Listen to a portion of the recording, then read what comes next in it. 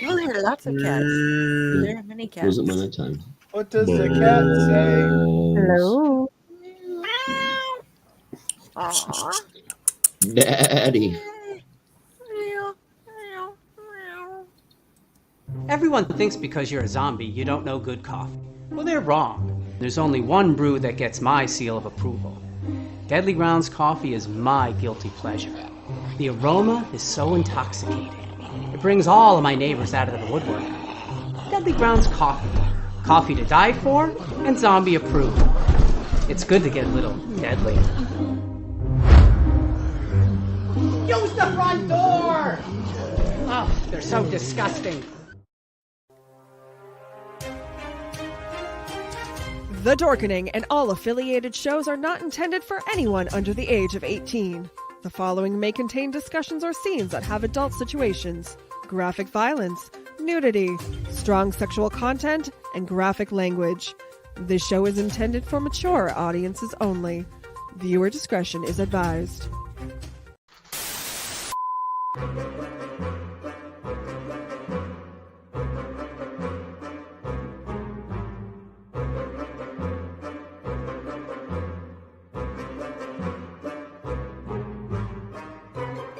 Good, bad. I'm the guy with the mic. Howdy, howdy, howdy.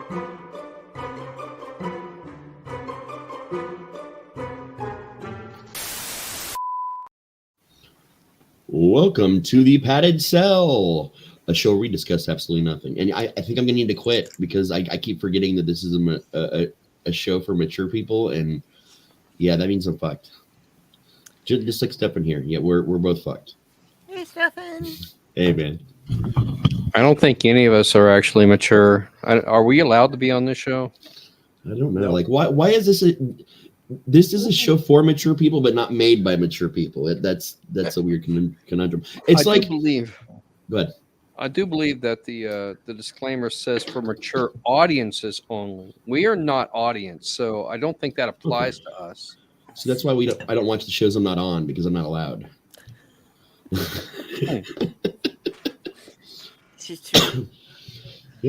Yep. So howdy. How's everybody doing tonight?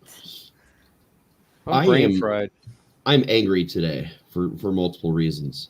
One, and it's so weird that you put the word colloquialisms in this episode, because I had a situation today with a professor that I'm fucking angry about. I got deducted points off a project because I used the term paper, as in you're writing a paper, because every school and college that I've ever heard of in their straight fucking time uses the word paper, be it final paper, term paper, etc. I was told that I shouldn't be using that because the word paper in this environment is a colloquialism. Explain that to me. This person has a doctorate in English. In pedantism or? But how is paper in this context a colloquialism? Because it's not. It's definitely not. Are you turning it in on paper, or is it all digital? I mean, it's all digital, but all schools still use the term paper because you're still writing a paper. Because if you look in all your digital forms, be it Google Docs, Microsoft Word, it tells you how many pages you're writing. Mm-hmm. So the term still technically applies even in digital format. Mm-hmm. Well, I think digital it's paper. I think it's the same as when I record something and say, like, we got it on tape rolling. That it's digital and it's going to be an MP3. There's no tape involved, but so then maybe it's a time-based colloquialism, which seems like it should have its own word whatsoever. Like that makes very little sense to me. There just doesn't seem to be a good substitute, like for what James is saying. You got it on tape, but what's a good substitute for that? You got it on what? Ones and zeros? You got it on binary bits? You got it on particles of data? I mean, well, you see, you must understand when I do it, it's far more beyond just ones and zeros. It's once in a while throw in a 2 and make the whole thing go berserk. It's right fun. And on Wednesdays it goes to 11. Yes. Is it supposed to be an essay? There, like all I can find definitions for term paper and nouns that are synonyms are all weak matches for one of which is paper, report, research paper, study, theme, discourse, or monograph. And a lot of those terms also imply other things that have nothing to do with what papers imply. Even saying an essay, writing a personal essay is very different from writing a paper. There's different rules apply in the educational industry. So it's, again, if we're saying that a colloquialism has to do with time periods and not just locations, okay, but that feels like you're stretching the term colloquialism a little bit hard. But did he tell you what to use instead? No, of course not, because he doesn't know. Right. So that's one thing that's pissed me off today. The second one, if you notice my name under it, it says adult themed hot sauce, and I'm pissed about that too. Because when we were at the second Jungle Gyms location day, which we'll talk about Jungle Gyms later, there was a sign that said adult themed hot sauces. Like, I'm trying to figure out what the fuck that actually means. Like, it wasn't what I thought it was. It was just hot sauces that had the word like fucking things on it. But it's in these long, narrow cases at the top of the hot sauce aisles with locks on them. And the glass is so frosted, you can't read the titles, right? Because I guess they don't, according, Pyle was like, they could be offensive to people. Like, this one says the word fuck on it. And you could barely even see. Like, you had to be tall like we were, for example. And then like go like this with the glass to see what they even were. And then we turned around going through the hot sauce aisle and found just about every bottle in that case just sitting out on the shelf. So why the fuck did they have a lockbox frosted glass so people wouldn't get offended by hot sauces, but still have cock sauce still on the shelf? Because they want to drum up interest and make it feel like it's something forbidden. Therefore, if I have to go and get somebody to get me this hot sauce, and then you feel pressured, like, I had to go and drag this guy from his cash register to go get a key to stand here in the hot sauce aisle with me so he could explain all of the various adult-themed hot sauces to me, I better buy one, otherwise I've just totally wasted his time. That's my theory. I got a question about the cock sauce. Okay. Does it have a picture of a rooster on the front? And if so, wouldn't that be sriracha? No. In fact, it mimics the Coke logo. It's got like the whole Coca-Cola logo, but it says cock instead of Coke on it. And it's hot sauce. Is there a warning label that says do not apply directly to cock? It does not say that, no. There were no warning labels in this bottle. Soon there will be. So I will tell you at location 1, it's got across there, it says adult, and you can't really see too much. But if you're tall enough and you're not a child, you can actually take it, and there's a slide that you can slide. This second location actually has them behind a lock, so you can't really see what's in there. Right. But they just put all the offensive ones out on the shelf like normal, too, the second one. So it's like, again, the fuck, man. Like, I don't want to be bothering the cashier to get my cock sauce. I just want to walk up and get my cock sauce right off the shelf. My problem. Would you like some cock sauce? And I want to apply it generously and appropriately. I got some hot dogs that are just screaming for cock sauce. Oh, yeah. You do you, boo. My problem is that it's just adult themed hot sauce. It's all in the names, but the hot sauces themselves probably don't taste any different than any of the other hot sauces are there. I mean, if it's going to be adult themed hot sauce, wouldn't it be like a spicy KY or a flavored lubricant? Maybe there'd be like dirty pictures or something on them. There's no ghost pepper lubricant. I mean, they have some with like pinup girls that are more revealing on the regular bottles than they did in the stuff in the adult theme part. So it was very confusing. There was one called Willia Blow Me Sauce, but it was like WILLYA at the top, and then with some of their wording, and then it said "blow me" on the bottom as one word. And I'm like, okay, well, why wasn't that in the adult theme section? Oh, it is. It's just also on the okay. Philip McCrevis.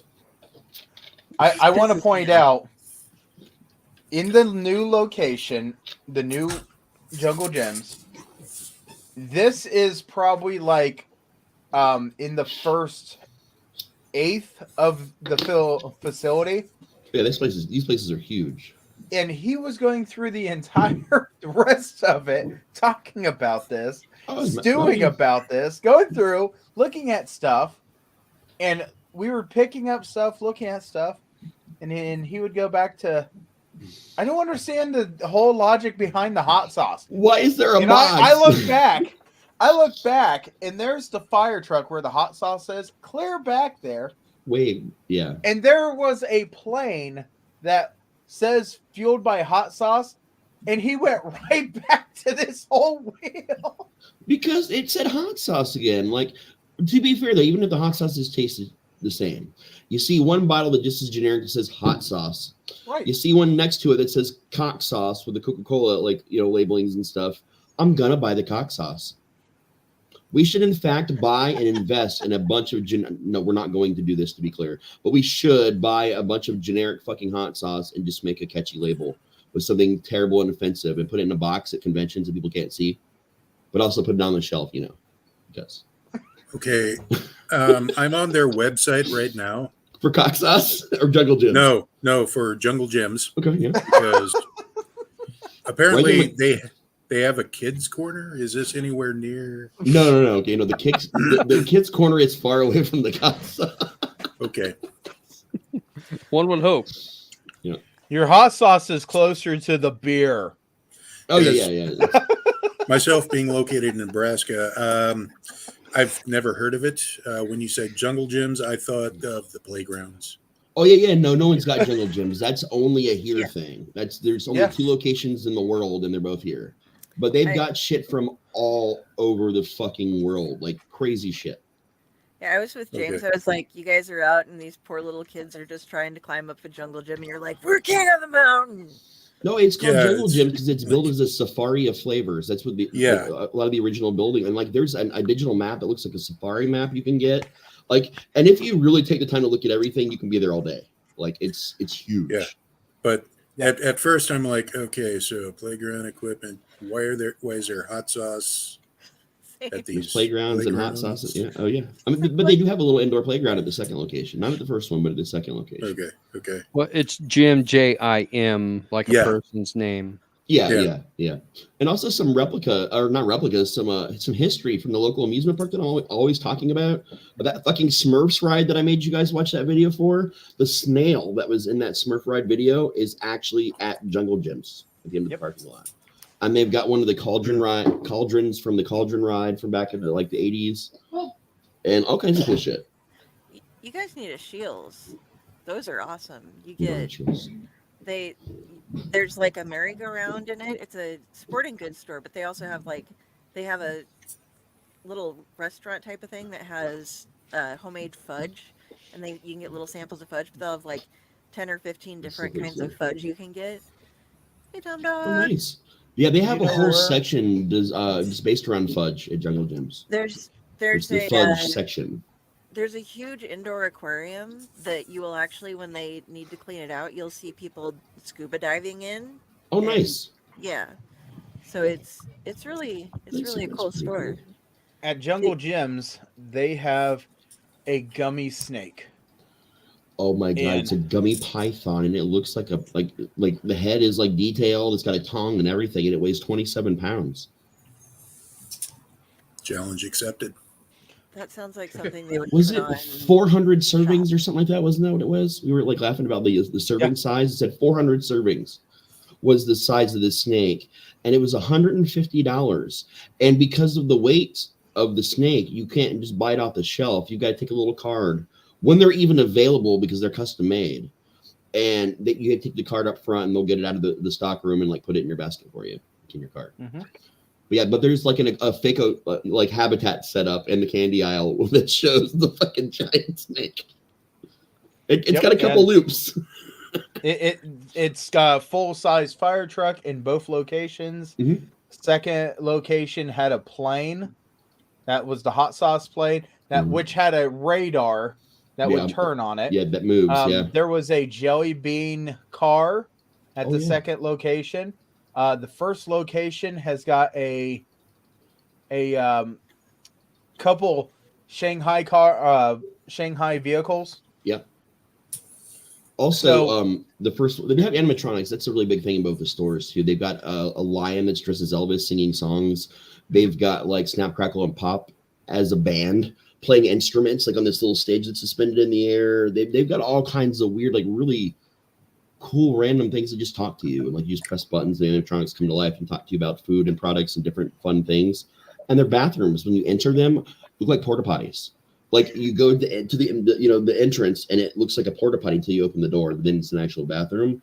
And they're known worldwide for having the cleanest bathrooms in any business in the United States for many, many years on and off. Like I'm talking so fucking clean, even I would eat off the floor. That clean. Like I've never even seen a space in my life that's as clean as these bathrooms. That's cool. And it all started because a guy had a produce stand, and people were loving it so much that he started getting more produce, and then you got weird items. You can find things that are chocolate covered ants. We have a whole section for this of spiders and mealworms and ants. Some that are just regular. You can just it's like packaged. Some are covered in chocolate. So Jungle Gems, if you guys are watching, yeah, we're doing commercials. Yeah. There's a bacon section. Like there's bacon lube. There's bacon paper that smells like bacon when you write on it. There is bacon inside of chocolate. There's bacon jams. Like anything you can imagine of bacon. There's just a whole section just for bacon. Well, I don't want to eat bacon anymore. It's epic. They don't sell the bacon rolling papers anymore, but I got to be honest with you, those bacon papers, if you can find them, but from Juicy J's, are pretty delicious. You can smoke your bacon and eat it too. This just in. Don't do a search for the cock sauce with the safe search off. Yep. Welcome to the internet, James. Where's it at? James is going to share his screen now so he can show the results. But no. Awkward. I don't remember that being in my photo file. Oh, wait. That's not in my photo file. I hope this doesn't awaken anything weird inside me. That depends on whether you eat the sauce or not, I guess. Yeah. But yeah, sorry. That started two things I was pissed off about and wanted us to just go ahead and talking about Jungle Gems, I guess. But that was that was our adventure number 2. And now Pyle and I have matching shorts. Yep. Don't ask why, because we don't know, but we have matching shorts now. We're ignorant and we do stupid fucking things. That's the gist of the situation. I like. Where's the theme song? Do you have your theme song on a board yet? I don't have it on the board yet. No, I saved that for the videos because it's special. And if I just play it all the time, it won't be special anymore. Okay. I do enjoy the theme song. I love that theme song. It's beautiful. Oh yeah, they have a weird soda aisle too. That's like sodas from everywhere, plus all kinds of just weird shit. Like Pyle picked up a birthday cake flavored soda today. Raven loved it. Did she?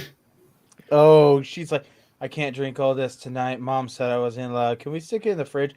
I will finish it tomorrow, Dad. I promise. I bet you will, kid. Yeah, there's a bacon flavored soda too. I mean, I like bacon, but I just don't know how I feel about a bacon flavored soda, whether or not I would actually drink it. They have it in this very aisle, and it's all right, man. It tastes like bacon a little bit, but it gets old after a couple sips, to be honest. If you're gonna get something like that, like take a couple drinks and like give it to a friend or something. Like, okay, here's their weird soda aisle. You actually see a Coca-Cola in there, which is funny because we were talking about cock sauce earlier. Such sights to show you.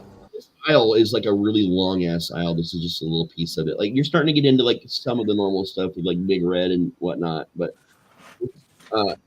this aisle goes on seemingly forever of just sodas. You can buy a whole shark, bring it home, make shark steaks.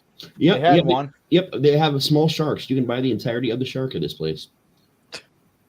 Please do not throw it in the Miami Valley River and then have people call 911 saying, I seen a shark in the river, and I think it's a bull shark. That solved an age-old mystery about why there was a shark in the Miami River to me, by the way, because I knew about that. That story made the news, and I had no idea that you knew the guy and that it was a shark you bought from Jungle Gyms and threw in there. Yeah. I So didn't this know was the guy. I live- just knew Oh, what was turned out. okay. This was a live shark. Oh, well, No. I mean, they're freshly dead sharks that you can buy there, so you can cut them up and make stuff out of them. Yeah, No, they they got that. mostly did. Speaking of soda, have you guys heard what they have coming up for Coca-Cola and Coke Zero? Is it The Coca-Cola? Marvel. No, there is going to be a Marvel event coming on where I think there are like 30 or more different characters that are going to have, similar to like the 19 Crimes wines, Okay. AR stuff that you can like scan the can and there will be motion stuff going on your cans for you. And then it will tie into some online stuff. So there's So what so you're you can saying like is collect all they will just be on regular Coke and Coca Zero, not Diet Coke. What kind of codes are they doing to make this happen? I don't Are they QR codes still? So No, listen, if they you are guys not get one QR of our business codes, we have to let you know. The QR code we have does magical things, and we can change it whenever we want to do all kinds of other crazy magical things. So, and also some of our business cards are numbered and have different QR codes than the rest of them.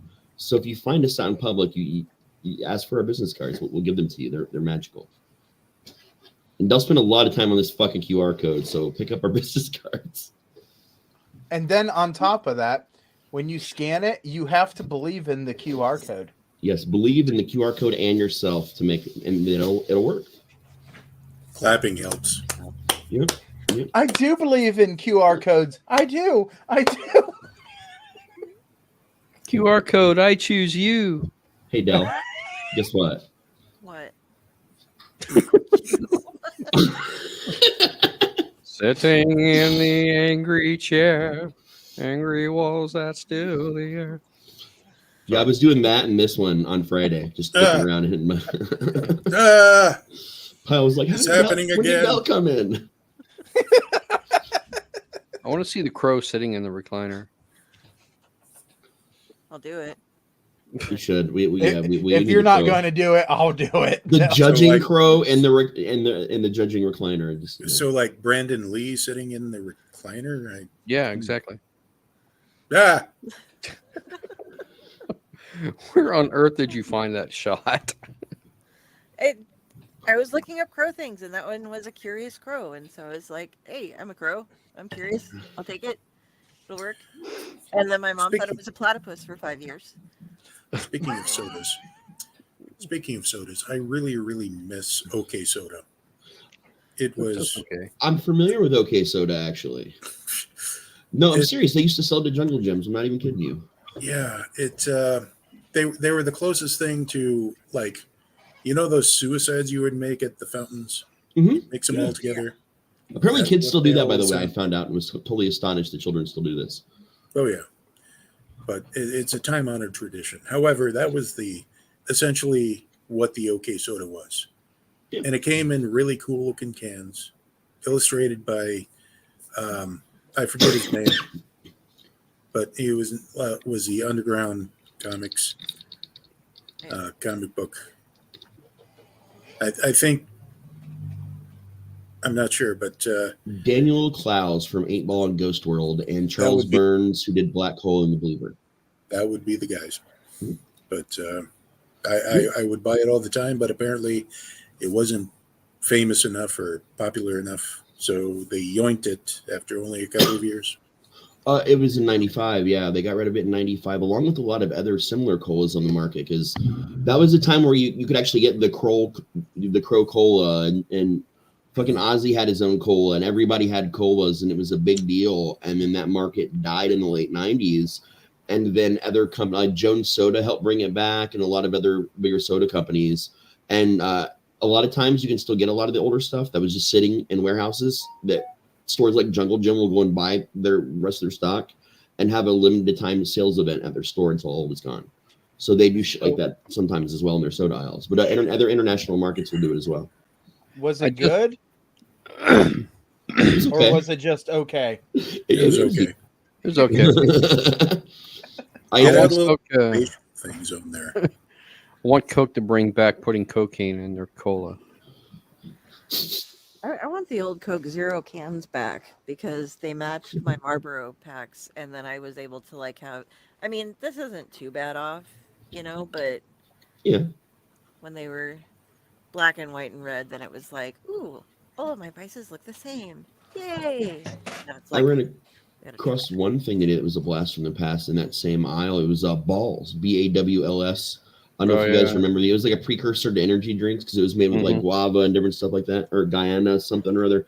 But it was an energy drink before energy drinks existed. And it was huge, and apparently they're still in like hardcore production of this thing. And they had flavors I never even heard of it just sitting there on the shelf. And I'm like, I only remember the blue bottle that tasted a little bit like Sprite. That's the only one I remembered. But there was like 5 or 6 different ones.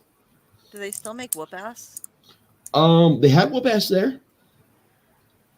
I don't know. I don't know if it was like one of those things where they have for a limited time or.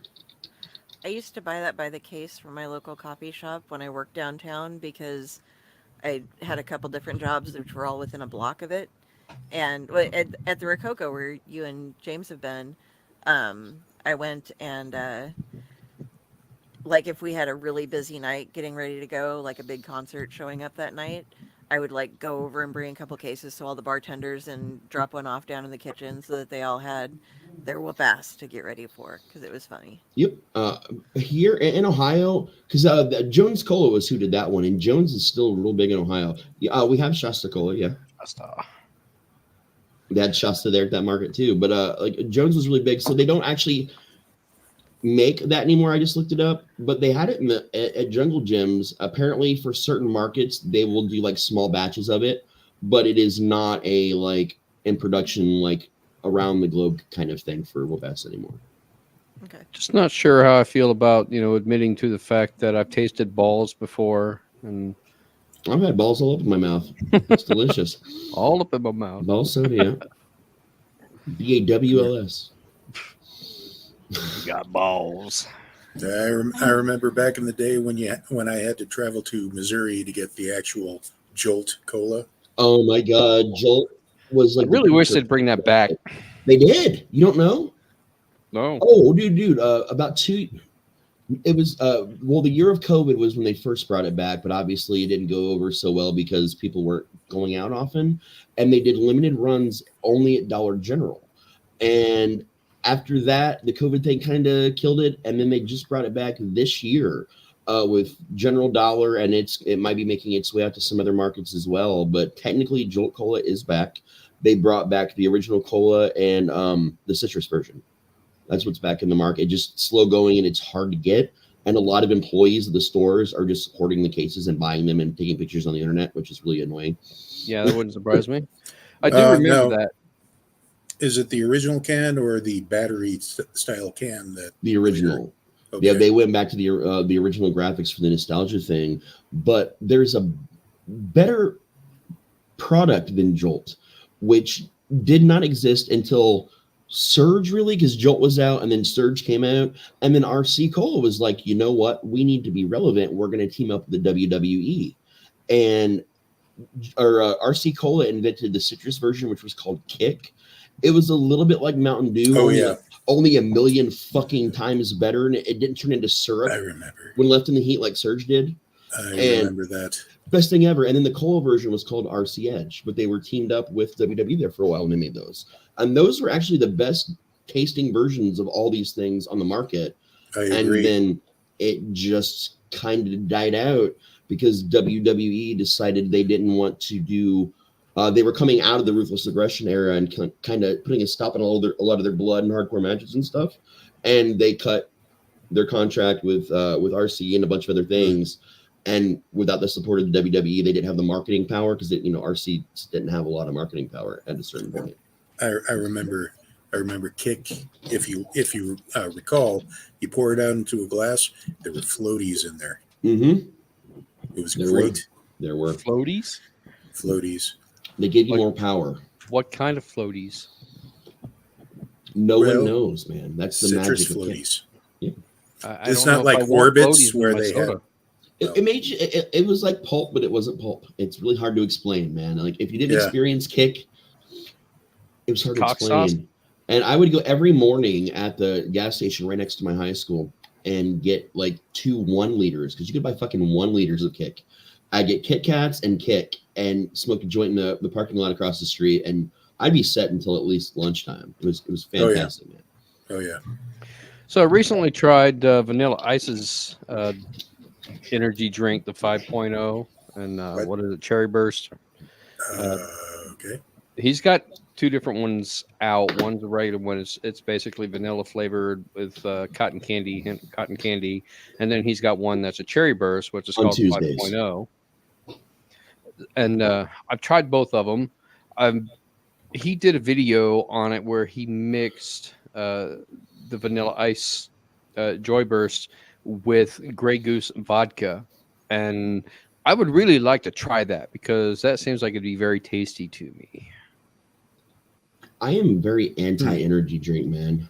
Like if Kit came back and if I get a hold of Jolt, like that shit's fine, but like that's not really an energy drink. It's different. But like they make me sick, man. Like really sick anytime I try and drink one. And a lot of them, if they're sitting on the shelf for a while, have you looked at the inside of one of those cans? No, I don't know how to get inside of a can. You cut it open with a knife? Nothing occurred to me to ever do that. Don't. Right? Don't ever do it to an energy drink. I've seen this, the inside of energy drink cans. The corrodes. They start to corrode and rust inside, no joke. And to the point where they've had to change packaging in a lot of them over the years. And there's been major lawsuits of them making people extremely ill because of the caustic nature of what's in a fucking energy drink. I can't remember what it was that I used to drink. I had a wake up like concoction back at that coffee house, the Coho that was right next to the sandwich shop that we were at. And I would go in and there was the one that had Guyana and ginseng and all this kind of stuff in it. And I had like 3 cans of that. And then, when they make the toddy coffee, but it's like really concentrated ice brewed coffee. Yeah.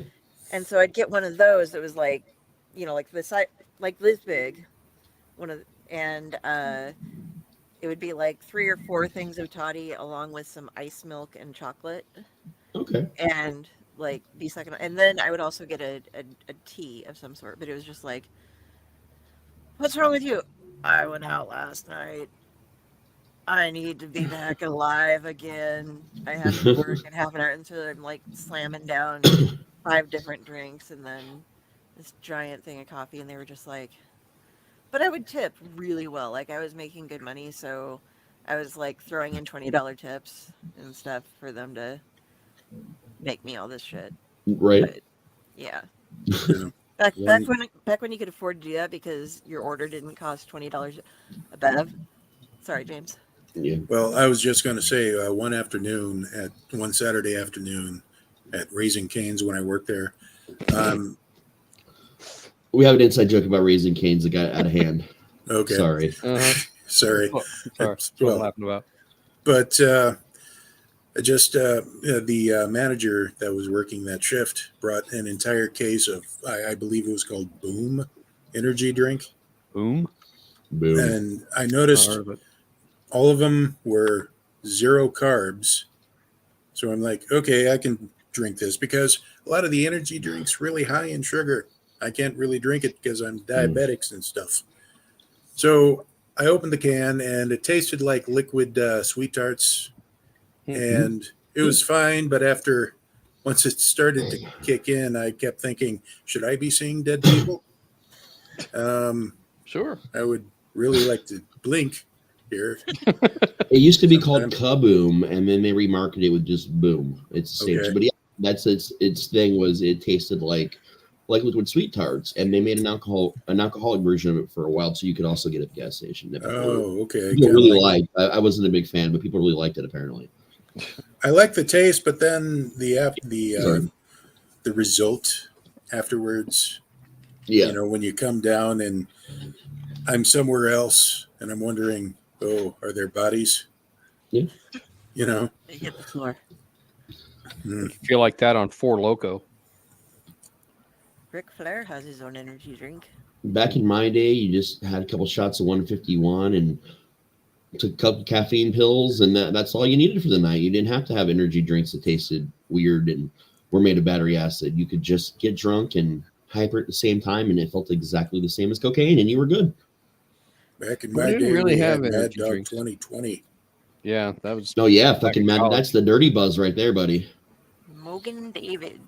You get the grape flavored version, which is just absolutely garbage, but you know that's what was always left over when you'd want Mad Dog for no reason. There was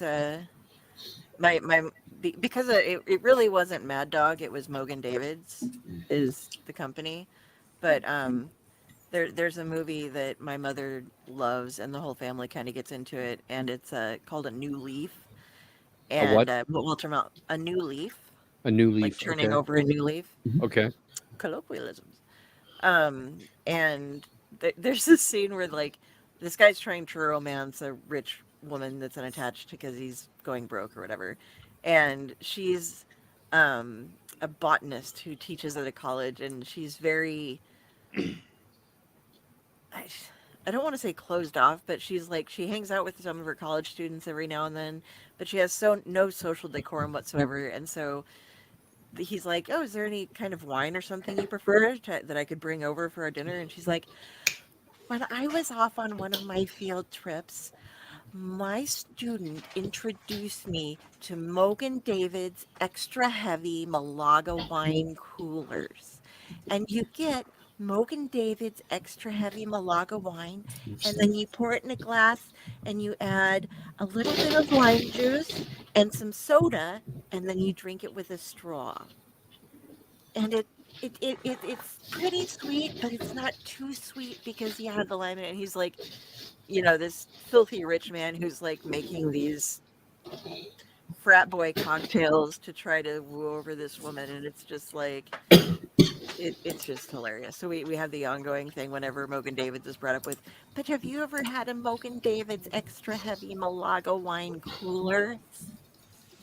For some reason, when I think about that movie and I want to watch it again, I have to watch The Jerk right afterwards. It's like a double feature for me. I don't know why. It's been a thing for years. Henrietta, you have your head through the armhole.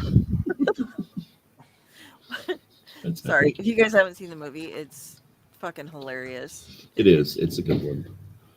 Yeah, it's old, but it is hilarious.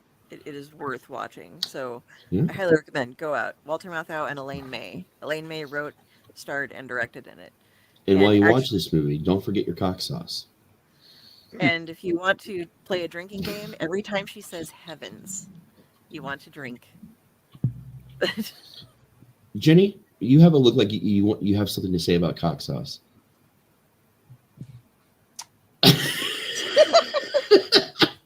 The problem is which company. Because we Wait. have plenty. Because roosters are on a lot of things. Yeah. That's true. Usually it's a And- complaint of 3 inches or smaller. You And then can't they find pour it one all in bigger over their- bottles. Yeah. They pulled all over their And what, then Jenny? Then they pour Well, it the all 3 over inches their is deep-fried okay if it's balls. extra strength. Hold on. No, can you see that one more time, Jenny? And then they pour it all over their deep fried balls. Their deep fried balls. Yeah. Mm. It's haven't you had Rocky Mountain oysters? I have. That's a nice little plate of cock and balls. Yep. Yeah. The really funny I thing can is see I'm not being dirty about anything. This is a normal thing on Yeah, our yeah, these mountain. are just they are real things. Yeah, they have the testicle festival around here, and Testicle festival. and we get- all I've seen is people vomiting them. Like I've seen like people be like, "Oh, we have to have an eating contest," and then you see like everybody who was in it like over an Oscar, like 5 minutes later, yakking up. So it's like, You should give that me the makes me information. really want to try them. I'm gonna see if we can get some press passes to that. I'm sure you can. Sendell. I'm not going to the testicle festival. I'll go to the testicle festival. I just want to say I'm going to the testicle festival. I'll go. What the hell? That sounds fun. Fuck it. Let's go to the testicle festival. All right. We made T-shirts. I'll dress as Nurse Enya and do some random body searches. I love balls. Balls for president. I brought my cock sauce.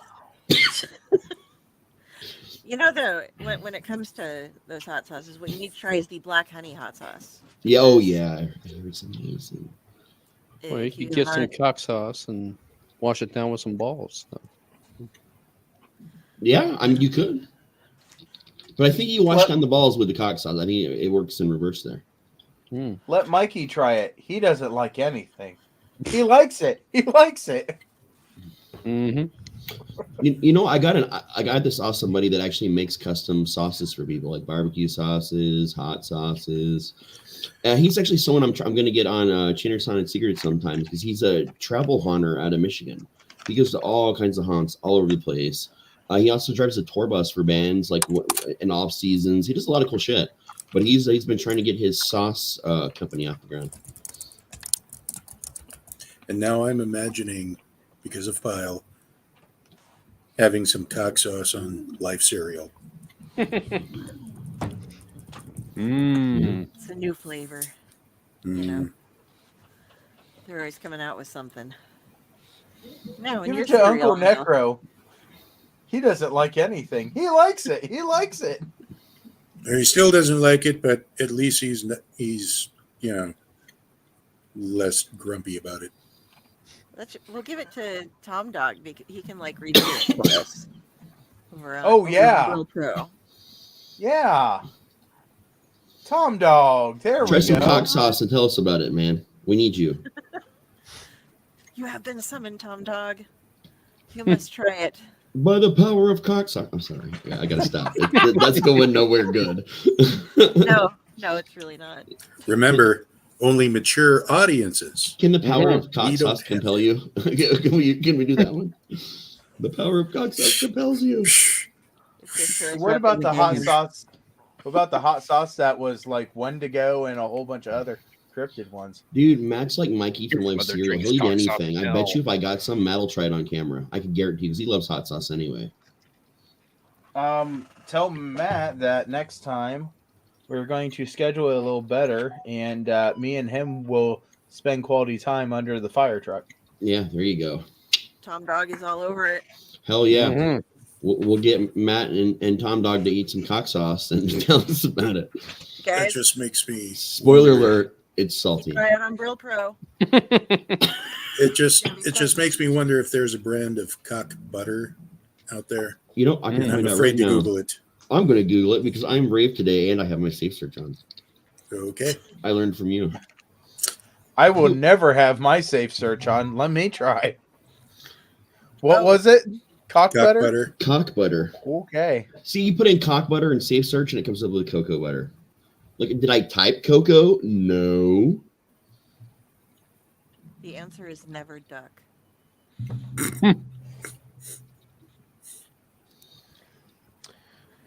It changed it to COVK on mine. So is there Gulf sauce? And what it is a type of peanut butter. They have cock You mean- tapioca. you Oh, mean- that's terrible. Penis butter. What are you doing under the I just found cock tapioca starch to make tapioca pudding. I'm not even kidding you. And it comes in a white bag. I am so glad It's that on my Amazon. safe search is off. That was just pretty. I put it to Amazon. There's actually Butter a- sculpting. Butter sculpting. Just imagine that. And guess what comes up? Oh, okay. Cock has its own brand of things like curry paste and chili sauce for Chinese yellow noodles. I guess it's an Oriental company that's called Cock. I'm dead serious. It's called Cock. I just pulled that up on Amazon, what you did, and hit the thing. And I got 50 ways to eat cock, healthy chicken recipes with balls. As a book to read, along with That's my favorite Paul Simon song, by the way. 50 Along ways with- to eat your cock. Yeah. Cocks Make Me Happy, snarky adult coloring book with funny quotes, rooster puns, and cocky chicken humor. We're gonna just kick. No. Oh, and the last one that I will announce. 7,000 dick pics. Which one is your favorite? Shaved and Hairy, funny lines notebook for jokes to friends, partner. Original gag gift for men and women. Don't. I'm done. I got you beat here. Okay. Make your holiday special with animal-shaped butters, so you can have a wonderful design for your centerpiece, like rabbits, ducks, cocks, and instead of saying chickens, it's a cock. Mhm. I just sent you guys a product. Have such sights to show you. Make sure this price. I guess I can't. It's not that easy. Cock brand /PC. It is a cock band electric mosquito repelling device in liquid. It's a device that shoots liquid out of it that repels mosquitoes. It contains flower perfume for whole night protection. Oh my! See, I giggle when I see bimbo bread because it's just like, it is bimbo. Bimbo bread? Oh, there's Yeah. cock butter. I found cock butter. It's a brand. Never heard of it. I believe it's a Mexican brand, and we have a lot of that in the stores around here. And so it's See. just, but to me, it just makes me giggle because of translation things. It's like it says bimbo, but What about cock brand banana essence? well, you could put cock butter on the bimbo bread. But this is the essence of banana by cock. We were losing viewers. That's okay. We warned them. Judgmental chair. He's a Oh, very- wait. What are you doing under the fire truck? Oh, that's where all the hot sauce is, underneath the fire truck. Yep. Yeah. So we're going to discuss con things too. Which is nowhere near the Right. playground. Yeah. Oh, yeah. Yeah, It's Whorehound. not. So right now they're wrapping up the Whorehound Rewind. So if you had tickets, you could use your barcode and get to watch more of the panels you might not have gotten to see. Might not have gotten to see. Can't talk today. Any of the films, a lot of the short films that won the awards that you missed, and like all kinds of little cool things they were doing. So I was holding off on the video until after Rewind weekend was over. Just kind of seemed like the right thing to do.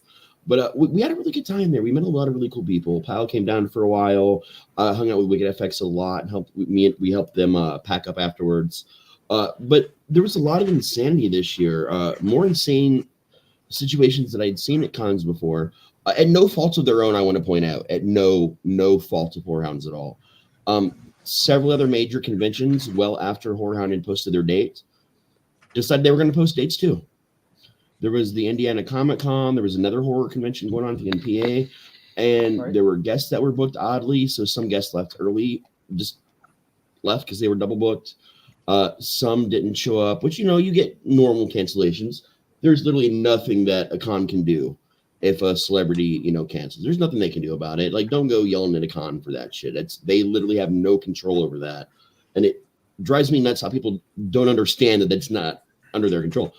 So it made it very difficult for podcasters, anyone like us, to actually speak to the stars there. Like it's pretty much impossible. And the ones that were there the whole weekend were doing so many things, or they weren't as interested in doing interviews because they'd already done. Sorry, I got to drive by catting real quick. Here's Sally. There's Sally. So he's been jumping on the desk a lot lately. There just wasn't a lot of time. So what we did a lot of this convention is we talked to all the vendors. So you're going to see a lot of different footage from vendors when the video is done, and just talk to them about what their products were, what got them into selling what they had. If they were filmmakers, what got them into filmmaking. We were just going through and interviewing vendors. We spent a lot of time with Rough House actually talking to them as well, so they're in the videos. I got to hang out with them, and that was fucking brilliant. We even had I rarely ever drink. Everybody knows this about me, but I actually shared a drink with them. We all had a drink together. Nice. So that was a pretty magical moment for me because I love Steve and Derek are awesome, man. They're good guys. I ended up running into all kinds of people that I have not seen, some for 10, 15 years. And some people just heard my voice and ran around the corner and found me sitting there smoking a cigarette on a bench. Your voice carried and it sounded like you. And I followed the voice and here you are. I'm like, yeah, that's how sound works. That's how sound sounds. But it was a great convention, man. And the thing I want to stress about conventions like Horror Hound specifically, and some other conventions are like this, but Horror Hound it's special about this, is its family. When you go to Horror Hound, you are Horror Hound. You get treated the same level of respect no matter what colors on your bracelet or what package you paid for. It doesn't fucking matter because all the vendors are just kind, good-hearted, generally good people. If you leave your credit card on accident at a booth, you know what happens? Someone doesn't steal it. We hunt you down and find you and give it back to you. If you accidentally leave your purchase on a table and we see you walk away, we're going to grab it and chase you down and help the vendor get you what you just bought to you. Like, you see a lot of this, a lot of really positive stories about people leaving something behind and someone at the con tracking them down to give it to them. Like, even in Facebook groups, there's a couple of people that had left some things behind, period, but there was, like, I guess video or something of the people that had actually made the purchases, or in some weird way, someone was doing a video and saw it in the background and said, hey, I bought that, but I lost it. They were able to connect with the vendor saying, oh, actually, we have it still. We didn't hear back from you. What's your shipping information? I'll ship it to you on my dime. Like that kind of, cool. Yeah, that level of fucking just awesomeness. There was this amazing lady I talked to, Sandy. She, World War II? No, Vietnam. No, Vietnam. She was one of the few women platoons in Vietnam.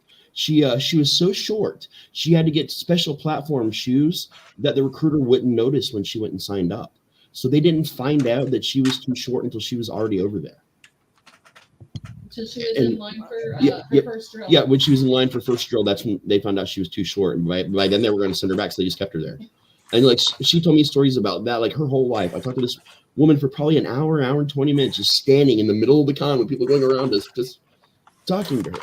I talked to this other gentleman, Mike, who goes every year with his autistic son, who's 27 now, but he requires, mostly around the clock care. But when they're at Horror Hound, his son doesn't want dad hanging out with him because he's with his people, he's with his family. And this boy can go to any booth inside there and get treated like a god because we all treat each other that way. So what became me wanting to do this press coverage of Horror Hound and the panels and this and that, which I did some of as well, became more about me realizing that Horror Hound's not about the guests. Of course it is. We all love the guests. We love to see the guests, but it's really all of us because some of us only see each other maybe every 10 or 15 years, like, my weird ass example or however long it's been. But you remember people that you meet there, whether you're having a cigarette and talking with them or they're in a really cool cosplay. You meet people and they make a difference in your life, and you look forward to going back to this particular convention just to reconnect with those people. And again, I've been to a lot of different cons. I've never been to one that has the vibe of Horror Hound. Just that family, you're here and you're protected. Nothing as bad is going to happen to you. We've got you. You don't get that at cons. You don't get that in public around other human beings these days. So to have that here and see it in action all weekend with so many different personal stories from people and just so many different scenarios, it just reminded me why I loved cons and why I missed going to some cons, especially Horror Hound. And to see that vibe not only there, but times 10 what it was like before I stopped going before COVID, it was breathtaking, man. I mean, this is a con that I'm going to try my best to get back to often. And they do a couple a year. Unfortunately, the next one is September 13th, which is that's the same day we open the haunt. So we might go down there during the day and send some people out on Friday or Saturday to drum up business. It's like a 40-minute drive. 45 minutes. I don't know. It's something like that. I can't math or distance well. But we might try to send out for some promotions. We've done that in the past. But it's a great fucking convention, guys. Like, if you've never been to a convention at all, go to Horror Hound. Yeah, it's huge. Yeah, it can get overwhelming, but there's a million exits, and you can use any of them if you need to get out and get some air. If you're having a panic attack, people will check on you. Like, hey, man, you need anything? You okay? I've seen people having a panic attack, and someone didn't even know the person. Said, hey, let me go get you some water. Come back 2 minutes later with a bottle of water and just hand it to them. Like, Our fire brigade. yeah, one of the ashtrays caught on fire. Like literally 5 people, Michelle included, like all band together to put out the fire of this fucking ashtray. Like it was not, it was insane. Person putting their cigarette out in the mulch too. Yeah, because someone dropped a cigarette in the mulch that also caught the mulch on fire. Then they caught yeah. Those are the people that just came and fuck shit up and leave. But the real con people are like, we can't have a fire in our fucking con, so we're just all banding together and putting out fires that people are starting. Just weird little stupid examples of that. We got to talk to a lot of different people about different verses. Everybody, by the way, pretty much, spoiler alert, everyone said that Alien wins over Pennywise, but there weren't any good reasons so much as I really like Alien. I really like the Xenomorph. Okay. We got a lot of that too.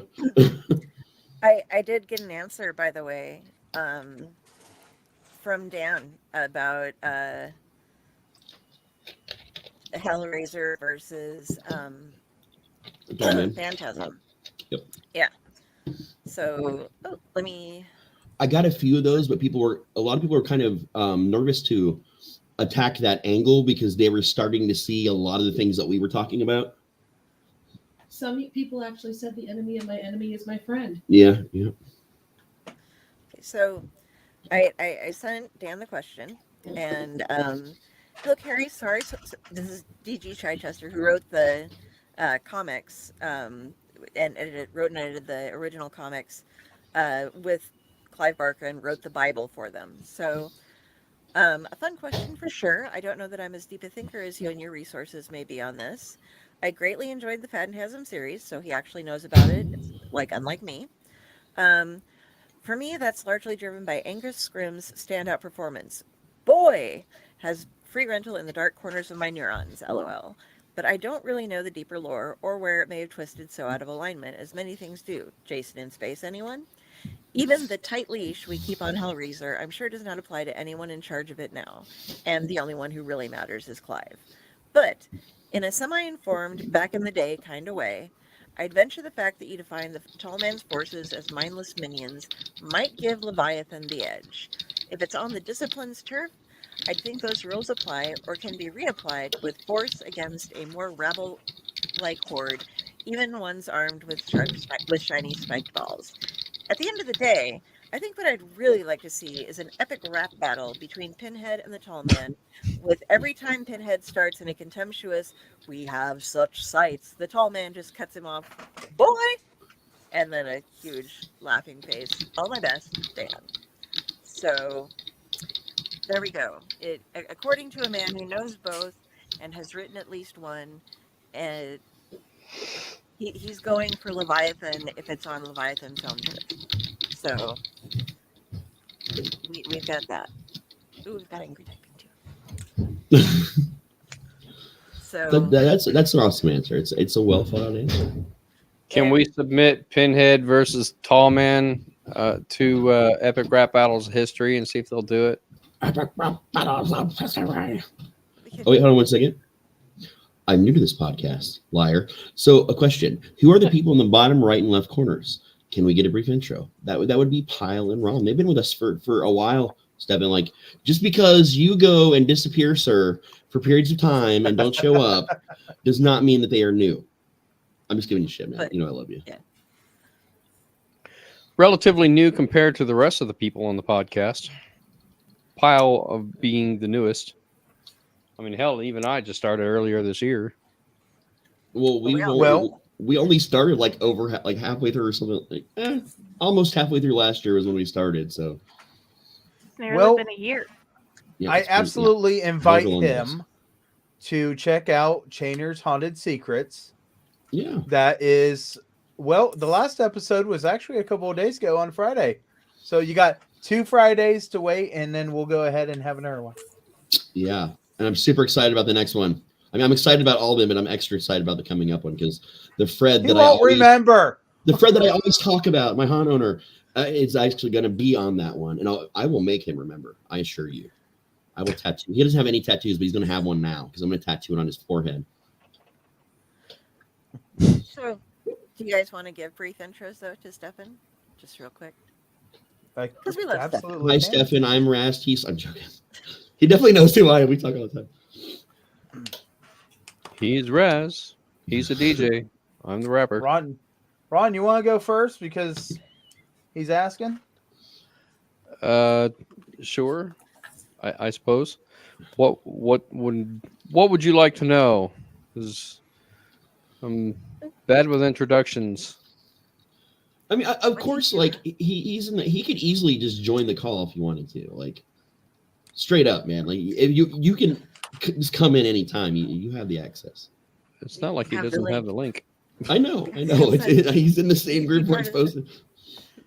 Well, let me go ahead and say, hi, my name is Pyle, and I've been off of drugs forever because I just don't do that. But that's what he's got me for. I do all the drugs so he doesn't have to. These two are local Hawaiians who both do haunts. We have Ron, also known as Wolf Sensei, over on some of his different channels, who has recently gotten published with his first book, Carrie's Losing Her Voice. And Pyle, who runs Chainer's Field of Screams, and comes up with such interesting phrases that we're going to be having an entire discussion about them later, because he threw me and Jenny off so bad with something that he was saying the other night that we both just went, what the fuck are you talking about? No, I'm curious. That's why I added the colloquialisms, because we were like, we were supposed to have a discussion about those. But I think before we go into that, plenty of time. But I think we should do our first commercial break tonight. Our first, both of our commercial breaks feature the same commercials, but that's okay because we like. Well, I think we for can do now. Yeah, I can't. I'm spinning my. You know what we could do around here. We could play a couple of the ads for some of our shows. We could do that. To mix some things up a little bit. Don't we have the whole? Do we still have the one that had half of our? We have TCIS, the TCIS one. Yeah, we haven't played that one in a while, and I want to see what all I have to change because I'm sure there's a lot on there I've got to change. Yeah. So here's an out-of-date ad, folks.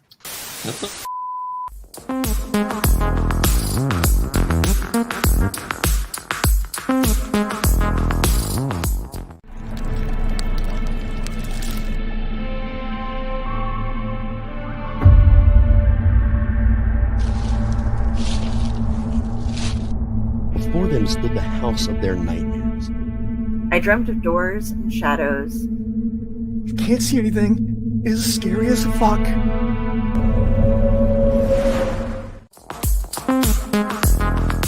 I sent out some money looking for some stuff, and I got this package in the mail. We need something else to go with this because we're geeks, but you know what we need?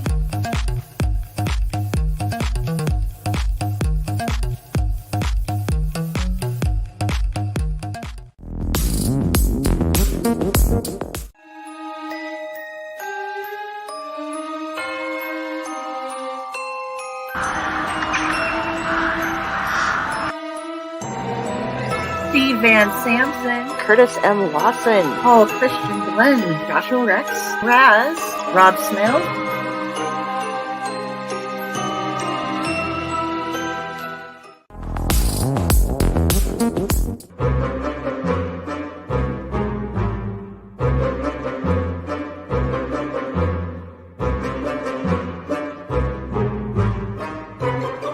Good, bad. I'm the guy with the mic. Howdy, howdy, howdy.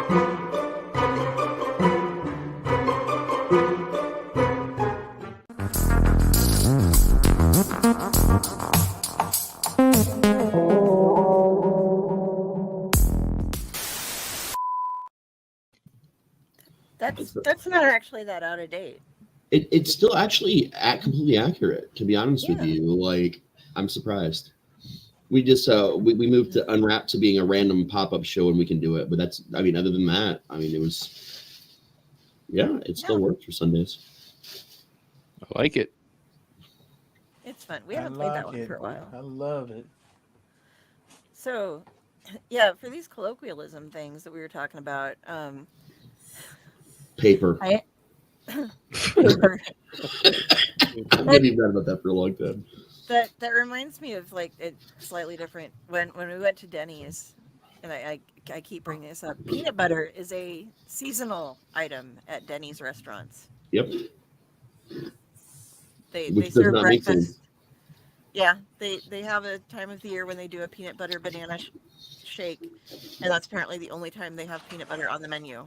Yep. So if you order an English muffin at Denny's, you better check if they have peanut butter first, because they might not. And then you're like, well, they're not damn English muffin. Whoa, are you telling me you put peanut butter on English muffins? My mother does. I do. I've never heard of that. Yeah, it's really good. I also hate peanut butter, so it's super weird because I hate peanut butter. But I've just never actually seen anybody do that or heard of it before. Oh yeah, we do it. That's interesting. I just put butter on mine, shove it in my mouth. I do butter and peanut butter, and then it's like all gooey and it runs down your face, and you have to make a mess of it. But you know, it's good. And just don't Chalk speak, just sauce. cough. You're good. So yeah, so the other night, we were having a chat after the show, and Pyle, I need you to say it again because I can't exactly remember it. But we were having this conversation, and there was this phrase that was thrown out that just baffled me. So Pyle, please repeat for us what you said, and then I want to see. We have some people watching. Anybody who has heard this, we'll give you a minute or two to just see if you just say if you have or have not heard of this before. So the first one is watching a monkey try to fuck a football. Okay. That apparently has not been heard, but the second part to it was, and the possum just keeps on staring at it until it falls out of the tree, because even the possum is messed up. So when they heard this, they were just like, "What?" And I said, "You never heard of a monkey fucking a football?" No. I said, "And you never heard of the possum we'll be watching so confused that it falls out of the tree?" No. Well, I would imagine. I'm sorry. I was just fixing to say he normally just comes on the porch and eats the cat food. Well, I was going to say that depending on who you speak to and where they're from, you may be confusing them. Is the monkey fucking what we consider a football or a soccer ball? What difference does it make? Well, it makes a big difference, I would think. Also, I can imagine Tommy Lee Jones saying that at some point. Yeah, I could see that. Have you ever heard the colloquialism, let's fuck this cat? No. So it's not what you think it is. Go ahead. Sorry. I had the version of, I'm fucking this cat, you just hold the tail and get out of the way. Yep. I've heard that one too. Yep. Let's fuck this cat. If you guys at home don't know what that means basically let's do this, or we're doing this, is what it more or less boils down to. It's just not as fun and flashy. Also, let's go, as people say these days. I think English muffin is an American colloquialism because across the pond, they're known as scones, aren't they? No. No. They are We're just close to crumpets, but To not crumpets. exactly like crumpets. Okay.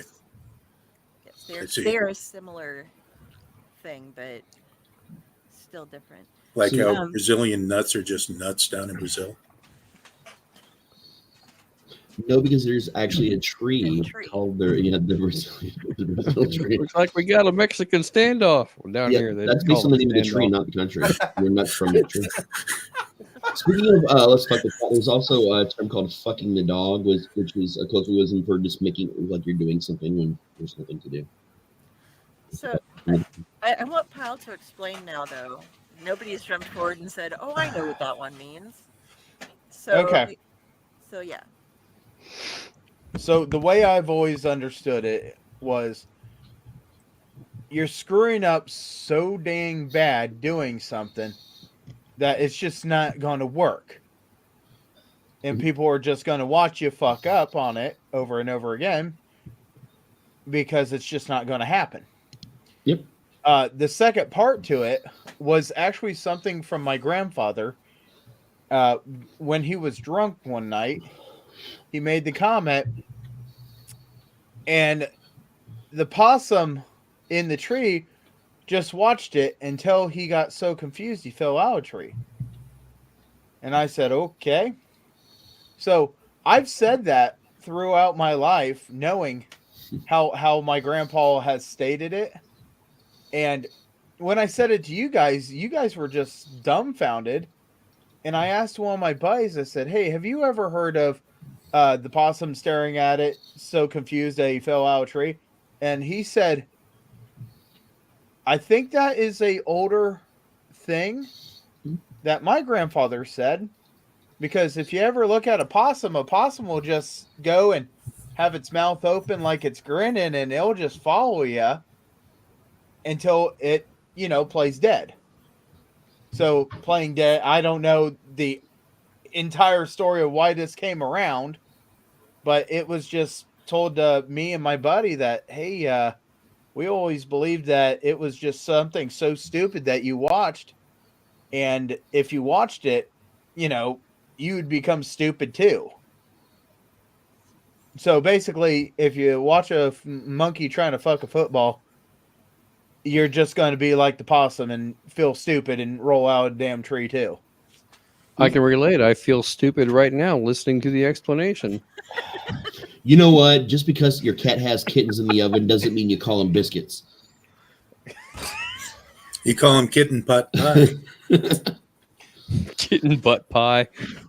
Oh. That's nasty. Pot pie. Like Pot when, pie. when someone is pot pie, not butt pie. That's a different one. Ah, boy. What's on your mind, I wonder? Back to the cock sauce. When someone is really sad, do you ever look at them and say, you're as sad as a Thai hooker the day after the Navy left town? Oh, that's sad. 'Cause that's apparently a very popular one. I just looked up and had never heard before. I got another one for you. Okay. You ready? Ready. She could fuck up a wet dream.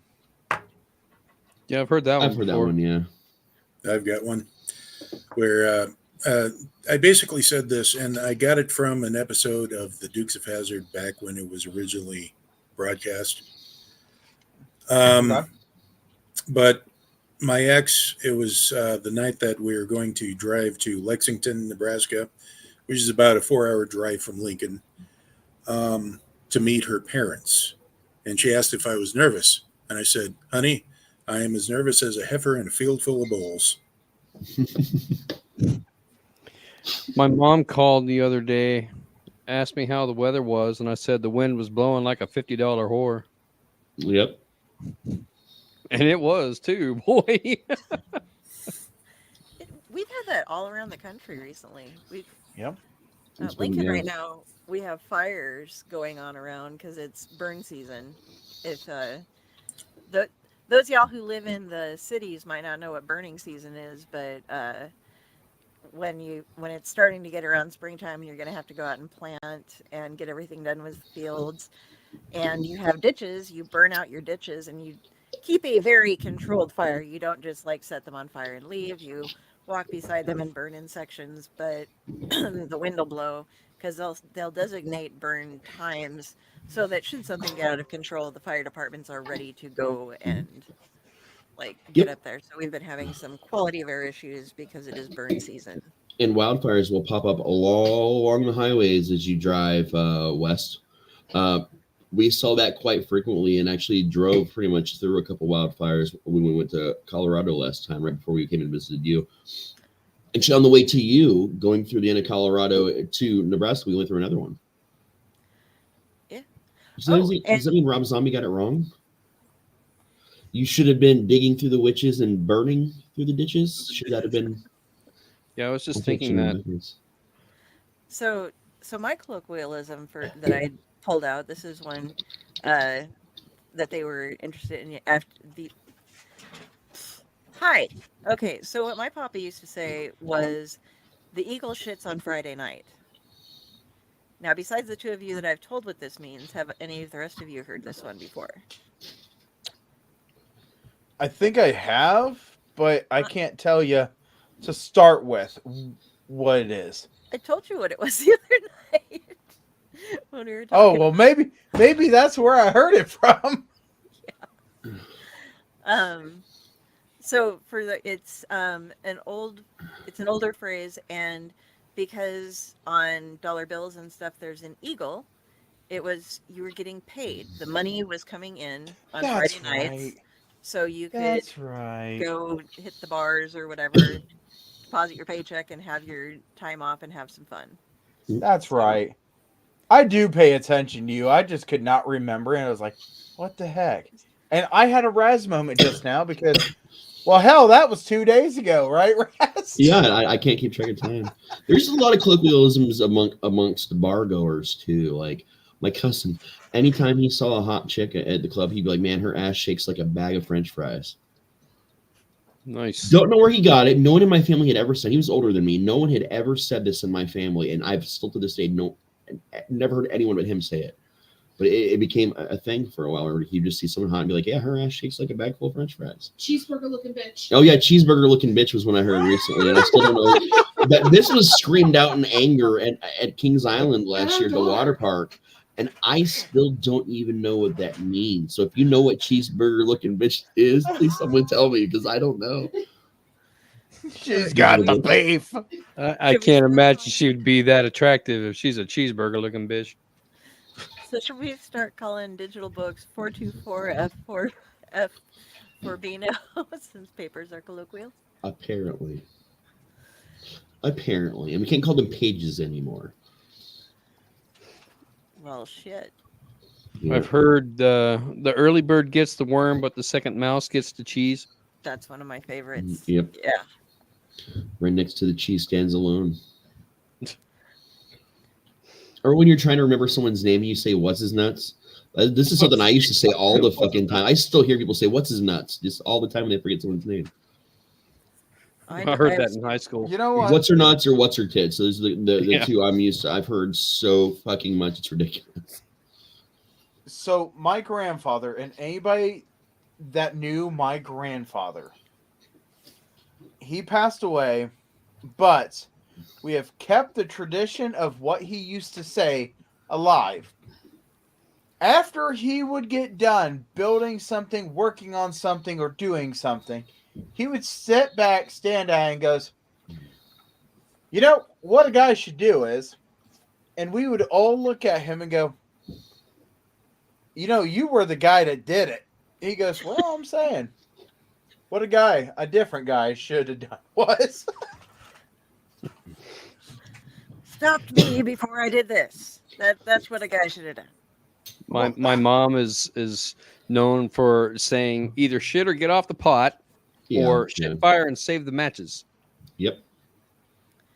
Here's one I don't understand though. Cats in a blender. It means when you give up something good for something slightly better.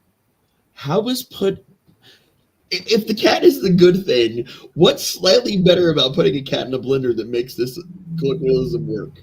It's easier to digest. You don't have to do the litter. If it's Alf, I get it. Like if this is like for Alf, I totally understand why this would work. But it's and the cat's in the blender and the silver spoon. Little boy blue because he needed the money. I remember during it was like 1983 or something. My grandfather, while watching the news, basically said, "You know, the cream does rise to the top, but so does a lot of shit." Yep. Yeah, that's true.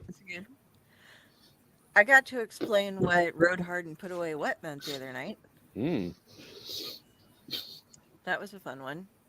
I'm assuming you guys all do you this or? Yep. I know We're all this one, good here. but why don't you explain it for the listeners, Del? Okay. So Cock sauce. generally, the way you describe, in most cases, a female is where it usually goes to, and it's somebody who looks like they've lived a really hard life. You would generally describe It's a hard knock life. lady, yeah, the lady sitting at the end of the bar who has the leathery looking skin with the kind of oversprayed hair and the leopard skin shirt that's showing a little bit of sagginess going Talks on like around. this. Yeah, is it My like name's a horse Bird. that you rode hard? That's what it comes from. It's from horses. You ride a horse really hard. You need to clean them down and wash them and put away wet. Just means you just threw them back in the stable, and they haven't had any care taken for them. So, yeah. So a kind of tweaker looking bitch. Yep. Yes, is who I was Cheeseburger talking looking about. bitch. Yeah, Oh. there's There you go. there's a lady who lives near me that I was describing this way, and it's like, what the hell does that mean? It's like, oh yeah. So I think a lot of these come from farming things, you know. Oh yeah, a lot of colloquialisms come from farming times for sure. A wise man once told me there's something you got to remember about having sex with a girl that's taller than you. And I said, what's that? He said, when your nose to nose, your toes are in it. When your toes to toes, your nose is in it. I mean, Ooh. I got one from my dad. Okay.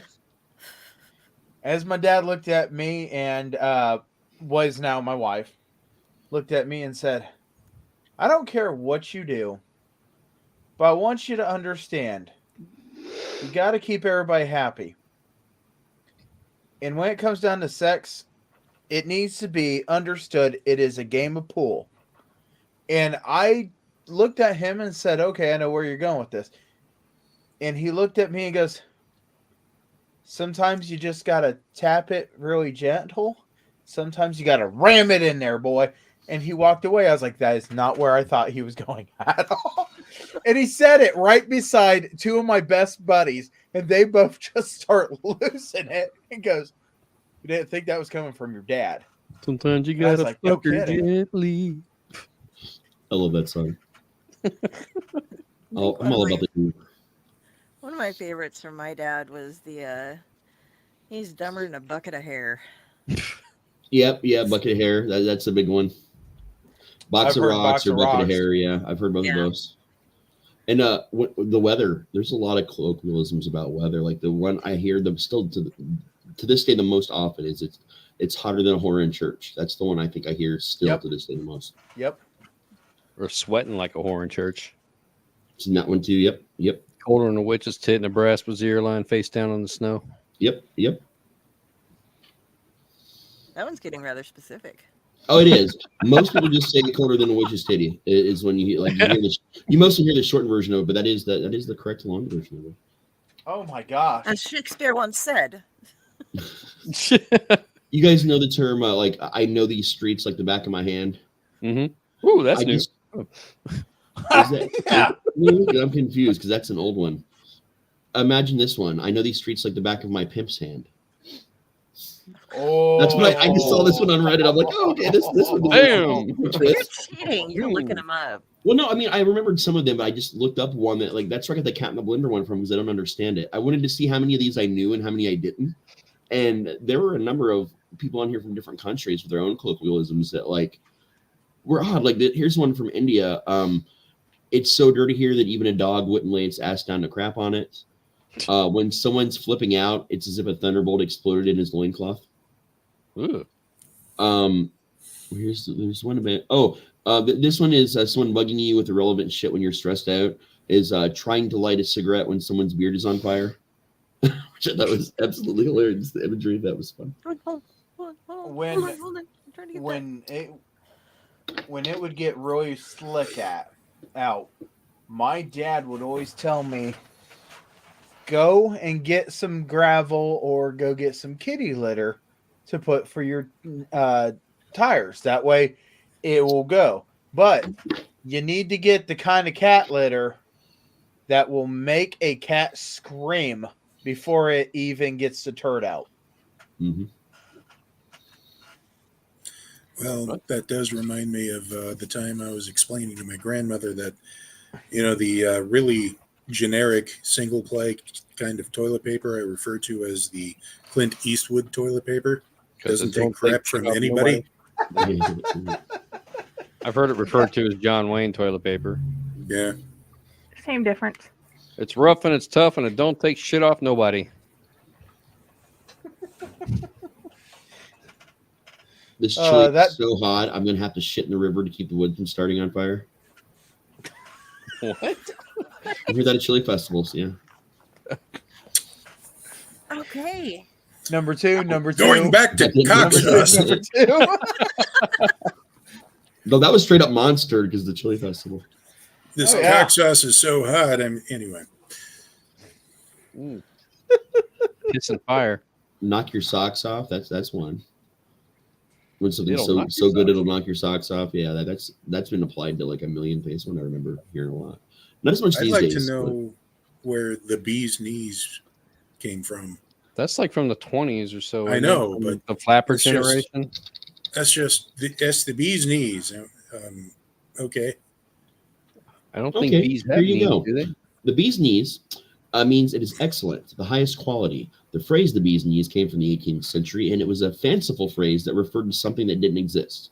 A boss would send an apprentice to the store to pick up a left-handed hammer and a bag of bee's knees. So it was literally used to prank people in the 18th century before it became a colloquialism, meaning something of the highest quality or something that is excellent or awesome. That reminds me of the time that I was in the back of the Radio Shack I was working at, and I called the store because I was activating a track phone, and I was doing a test call, and the associate that was working there answered, and I thought I'd just mess with him, like, I'm looking for a DVD rewinder.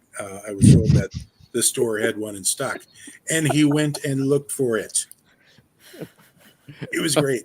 Here's a coupon for blinker fluid. Mm-hmm. Right. My mother was terrified that, the tape adapters to CD players that you'd put in and you could plug it in. For those of you younger folks watching, we used to have cassette players inside of our cars. Mm-hmm. And when the changeover came to DVDs, there was an adapter, and it looked like a cassette tape, and you just plug it into the cassette player, had a wire out, went to your CD player. And she was always worried about it because she thought that if something like a major problem with tape players is that they would eat your cassettes. Yeah. And it would just get the stuff. And she thought that somehow if something fucked up inside the cassette player part of it, that it would eat her CD. Like it would translate all the way through and make the CD player grind up her CD somehow. And you have to re-spool the CD in there very... Use your pen cap. Take the pencil. The pencil just doesn't fit anymore. Yeah. Okay. So you couldn't use number 2 pencils for that, actually. You had to use the number 4 because it was a bigger hole, so you needed the thicker pencil. Yep, and you had to do it down at that little metal band, like right above the eraser. That was like the best kind of pencil, the best place to do it, and it was every time, man. Actually, I do understand now why the pencils never worked for me. It was always the big crystal pins, the big pins. Yeah. Those always were perfect. However, in Japan, where they originally printed from the tapes, their pencils are actually big enough to do that. Ours are not. Yeah. So I have a true story. I will not mention the company, but this actually happened Can we guess the company? Yeah, go ahead. Okay. After I graduated college, I got my first job out of college working for a rather large corporation that designed and sold computers for home PC. I did tech support, call center tech support. Customers would call in and ask questions about their computer that they purchased, and they would say, my CD drive's not reading my CD. And we had a problem with this, with some of the responses that the techs would give. Was it the cup holder? No. Okay. The solution that they would say is if you get some peanut butter and spread it on the disc, then the oil will fill the grooves on the CD and it will make it easier for the laser inside the computer to read the grooves. This became such a problem that the company had to send out an email saying, don't do that. It was either that or toothpaste was the other thing they'd tell you. People would say would work. I'm going to guess either Dell or Hewlett Packard. At the time, it probably would have been. Those are my two computer company guesses. Well, those are good guesses. Gateway. Oh, I really think Gateway was really big back then too. Gateway was huge, and then Gateway just became a series of paperweights, and then they sold out to Walmart. And the stream computer I had that I streamed on, like when I was at hotels, even right before I moved and stuff, that's actually a Gateway produced by fucking Walmart because they own Gateway now. Yeah, I think the quality of the Gateways kind of went down after they sold out to Walmart, though. Oh, they actually were almost completely bankrupted and done before Walmart made the offer. And then they went to E-Machines. And Gateways really now, well. that little laptop I've got, man, that fucking thing beats like mid-tier PCs. Like it's a beast. And it was like this weird like after Black Friday sale thing or something we went to when we were in Florida, and I got this computer for like it was like $130, $140 brand new. Got home, started looking up parts and stuff for it because I wanted to see if I could expand it or whatever, and like looking it up online. Yeah, it was a $400 computer. Like $130 for it. It was Gateway. It was weird. You got something, Del? Oh, the only computer I've ever had that's actually exploded was an E-Machine. I plugged it in and there was like a poof, and then a lot of smoke, and yeah. E-Machines were known to cause fires. They also tried a brand of printers through E-Machine once in a while, or at one point, and their flagship printer was causing fires in people's homes. They spoofed this later in the TV show The Office about the printers catching on fire, and so it was a big fucking deal back in the, I would say, early to mid 90s. E-Machines were the devil, man. Yeah.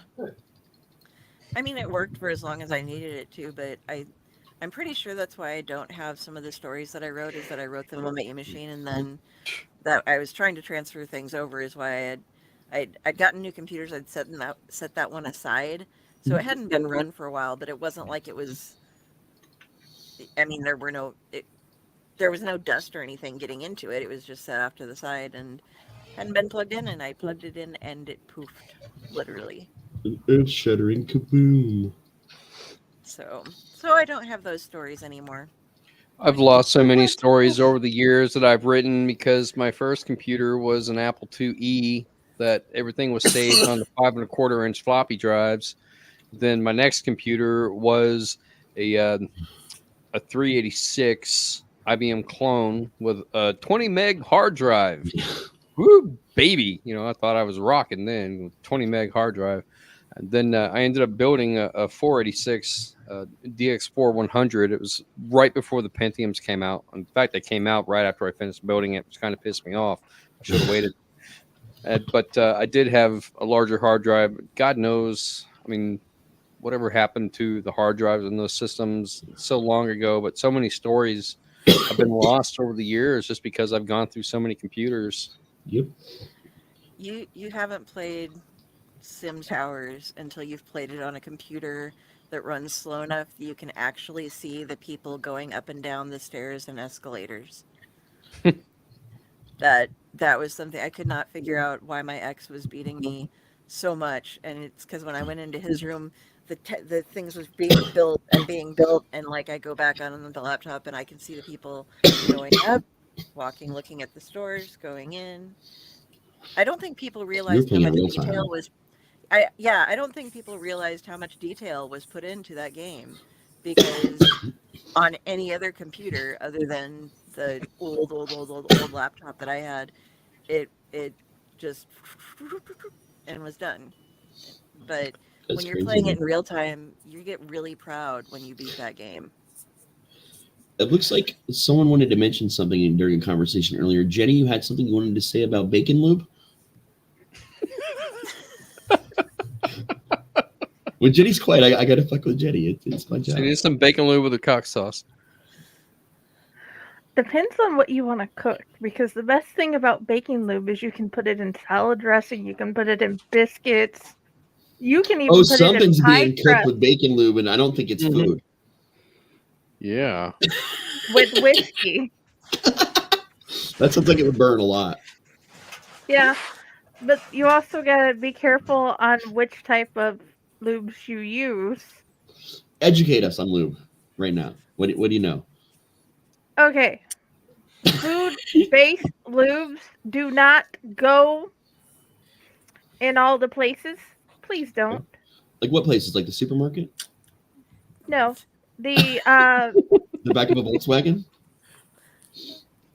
Well, That sounds very well, uncomfortable. that could also get various animals coming.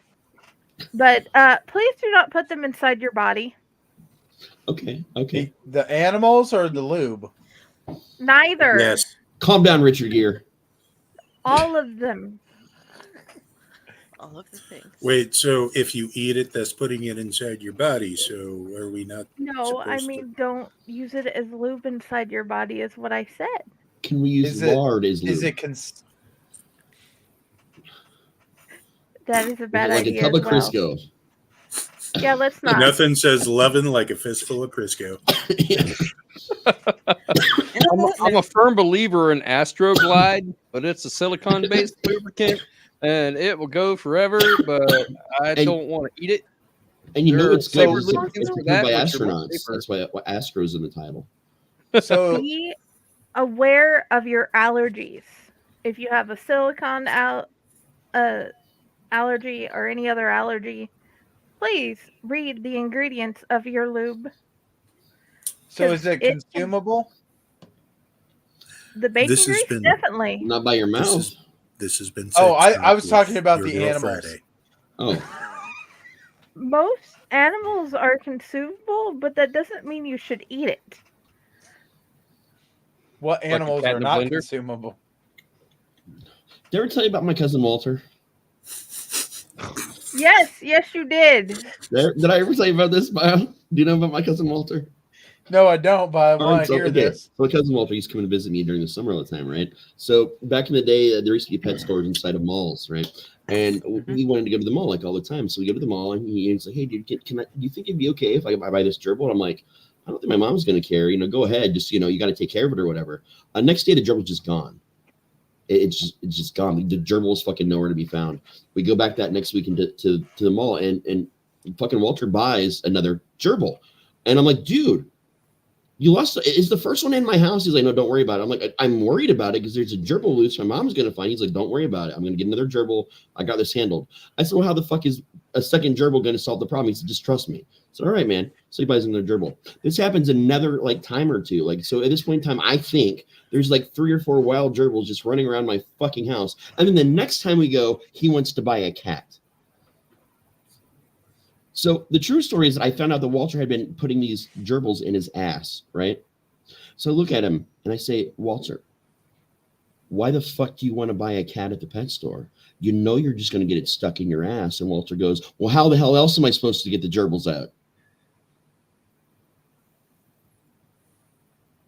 Oh boy. Mm-hmm. We just kind of walked right into that one, didn't we? He did, and I know you're probably the only one that actually knew where that comes from. Do what now? Just like the Volkswagen comment you got from me. No. Sorry, I was really having funny a big mall rats moment. He had never heard the term dirt mall. I said dirt mall earlier, and I'm like, "Do you not know Kevin Smith? Do you not know?" He Go ahead, swallowed Jimmy. the spider to catch. That's what the capture vacuum fly. tube is for. It reminds me of an episode of South Park. Okay, A, foods that you should not eat, like rabbits. Rabbits hurt very badly.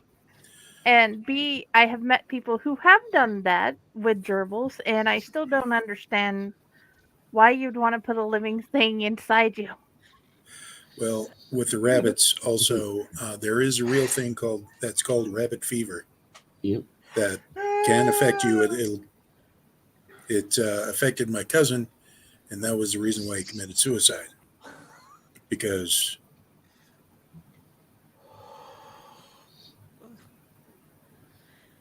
And I Okay. notice we're at 0 viewership right now.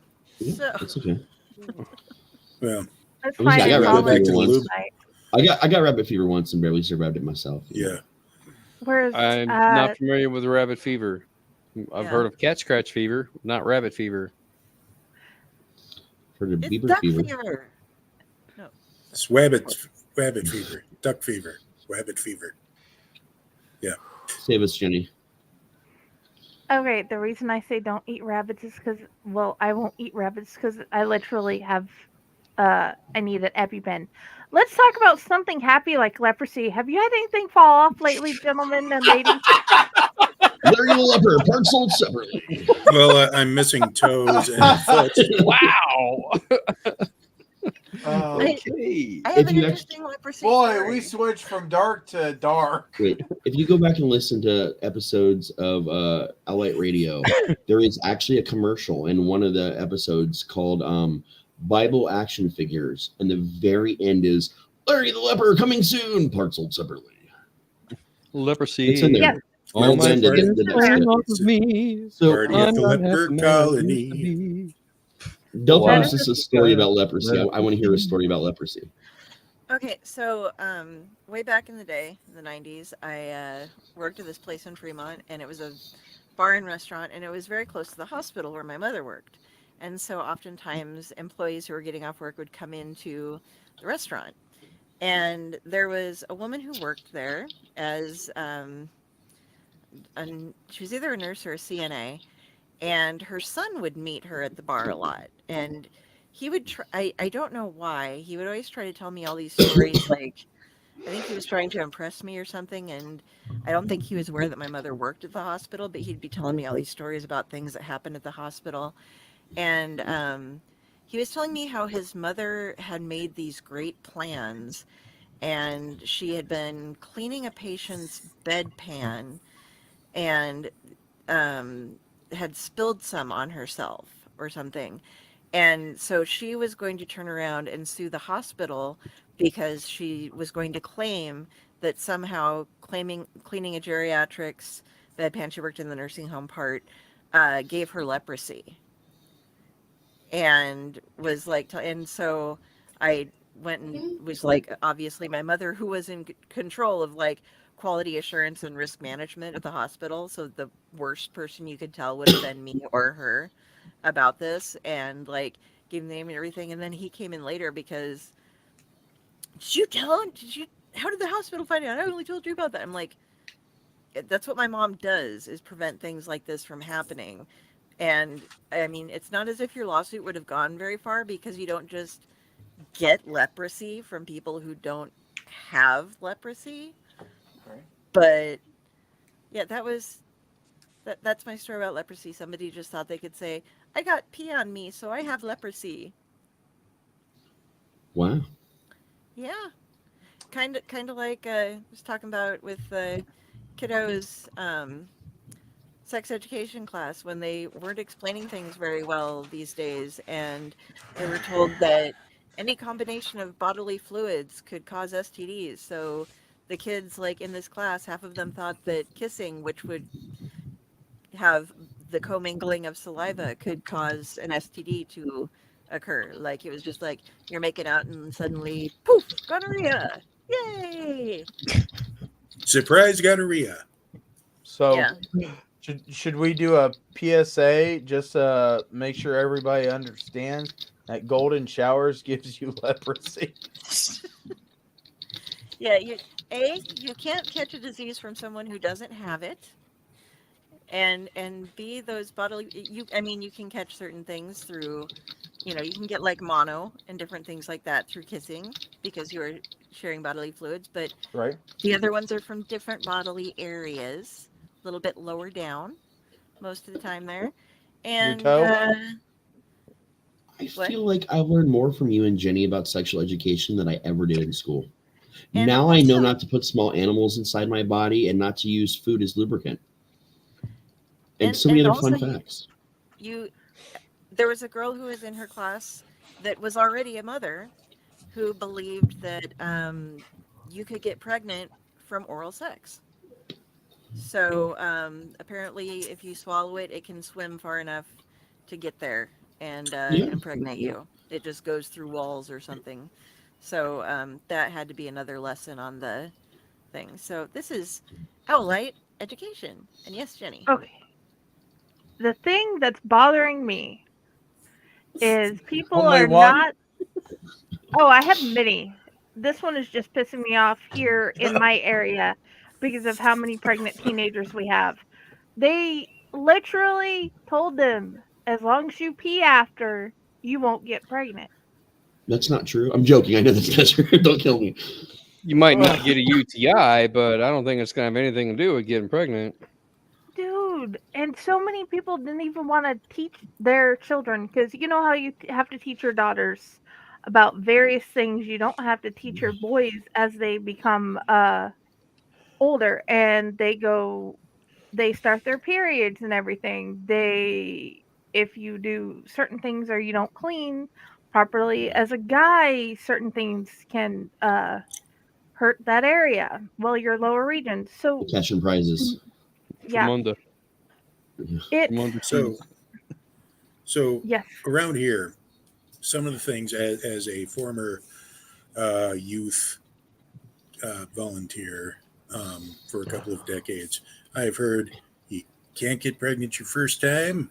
Yeah. If you jump up and down right after, it'll all just not make it. Soup. If you drink really, really cold ice water before and after. Huh? And if you use Miracle Whip. Huh? What? It makes a great spermicide, apparently. Yeah, I have heard that actually. The wrong jelly Yeah. and Coca-Cola have been used as well. Also, if you don't really, really like that person, but you're doing it anyway, that kind of cancels it out. Yeah. Apparently. Yep, your attitude towards it matters. But you can also be a virgin again because it didn't count if you don't like them later. Because biology works that way too. Yep. I dated this girl for I don't know, about almost a year, and her mom. We'd go swimming like during the summer, like a public swimming place, and her mom would freak out if her and I were too close to each other in the water, because if I got aroused in the water and something happened, then her daughter would get pregnant if she was standing too close to me in the swimming pool. And she was very serious about this. No. Wow. Very serious about this, and I was just okay. I've had to teach people It's the beginning of the deep end. old enough to be my mother that females have 3 holes. Your pee hole is not the same hole as your vagina. Yep. And it's not like a cloaca or something. And that whole getting pregnant in a swimming pool thing, that was actually a plot point in a Chuck Palahniuk novel. Yep. Yes, it if was. I remember correctly. It was. I can't remember which one now, but yeah. It's the one where they all gathered together in a mansion to write. Yep. That was a really weird one. Or what about the belief that if it's male dominant sex, that it's going to be a boy. If it's female dominant sex, it's going to be a girl. And the blonde says, "Oh no, I'm having puppies." Yeah. The whole turning red thing. So many mothers getting mad about their kids learning about their periods. I started when I was 8. I had to make sure my kids knew something by the time they were 6. That they weren't going to die. God didn't hate them, and they were going to live. It just wasn't going to be a happy time. Yeah. I was. Go ahead. Oh, sorry. I had read some stuff on Reddit, and it was one of the Ask Reddit articles, and it was about hello. But it was about like things that people misunderstood and stuff, and there was like somebody who in their workplace, their boss got mad at them. They had to go to the bathroom and take care of changing their feminine supplies, and scolded them for having their period at work, And seriously, can't you just wait and just have it on your days off? And that they thought, as somebody who is in a management level position in a corporation, thought that women were able to control when and where their periods took place. It was like, okay, yeah, you need to bleed 5 days a month, but can't you do it like on Saturday and Sunday, then take it off Yeah. and then turn it back on again next weekend? Do you really have to have your period while you're at work? Yeah, I'm gonna go swimming And- today, so I'll just wait until Wednesday. Yeah, there were just a number of different, but this was a common theme. Like, there were a lot of people who were like, yeah, we've had all these people who yelled at us for like having our periods when they occur, and like didn't realize how they worked, and just The second I'm not surprised. the what do they call it? The secret hole. That's what I'll call it. I'm not surprised how many even females don't even know that about their own bodies. Like in this day and age, like so many people, just males and females, like do not know that there's a separate hole for pee. And it's so weird that they don't know this, because this was like basic biology shit that I learned in health class, like as a kid. Yeah. I was talking with, I'm not going to go into who, but a younger family member we were watching a movie, and the husband bent the wife over a table, and they assumed that it had to be butt sex because that's the only thing you could get to from there. And I was like, No, it is not. That's not how that works. Well, I mean, there's the option, but that's just called keeping your options open. That's all that is. I don't know, gentlemen, if since we started the whole program with the warning at the beginning, I can just talk about this. It all started with cock sauce. We're just, Do we need to do it again? With the cock sauce, but I am surprised at how many guys who are around my age too, not just the young ones, don't believe that the clitoris exists. Yep. And you're old as dirt too. Sure. When I go to a haunted attraction that's got the inflatable thing you've got to walk through, Right. It doesn't matter where I'm at or who I'm with. Even if I'm like, even if another group is behind me and I don't even know them, I'll just be like, "Oh my god, dude, I found the clitoris!" Every fucking time I hit that in a haunt, I have to go South Park. Every time I walk through one of those, when I come out the other side, I go, "Happy birthday!" It's like you're being reborn inside of a haunt. It's the weirdest thing in haunts of all time. And everybody like wants them in their haunts, and I'm just like, but they're just inflatable vaginas and birth canals, guys. Like this is what we're doing. We're simulating the birthing process for children and adults. It's very symbolic. So today, as we were going different places, me and Raz made so many South Park references. And tonight, as we keep on going through this, I am reminded about Eric Carmen giving the rest of the gang the sex ed talk about, yeah, if you want to get her pregnant, you pee inside of her. Well, what happens if you don't? You pull it out and you pee down her leg. Mm-hmm. And that was the whole sex talk. And the boys just bit into it. And I got thinking, okay, so we're talking about this whole thing. And that's what the golden shower was, just icing on the cake to open that. And now here it is. We're talking about this and that. And raisins. Right. Raisins. Yeah, because we were talking about this restaurant called Twin Peaks, and I was like, I got excited because I heard Twin Peaks. I'm like, it's Twin Peaks theme? He's like, well, I mean, yeah. I was like, the show? And he's like, the show?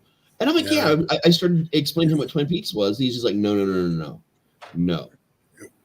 It's like Hooters, I guess, but just different outfits. That's it. And I was like, so it's like raisins? And he's like, raisins? And I had to explain to him the South Park version of Hooters for children, and something was called raisins. My mother finds raisins in general to be offensive. Now were she to hear that, she would have yet another reason to find raisins to be offensive. Butters was like doing all kinds of weird things for money and stealing money from his parents to give to his raisins waitress because he thought that they were in a relationship, because she would always be like, "Oh, sweetie, honey," and like rub his arm. Like that was like the whole episode. Like all these episodes are about these boys getting seduced by the kids their own age, but at raisins.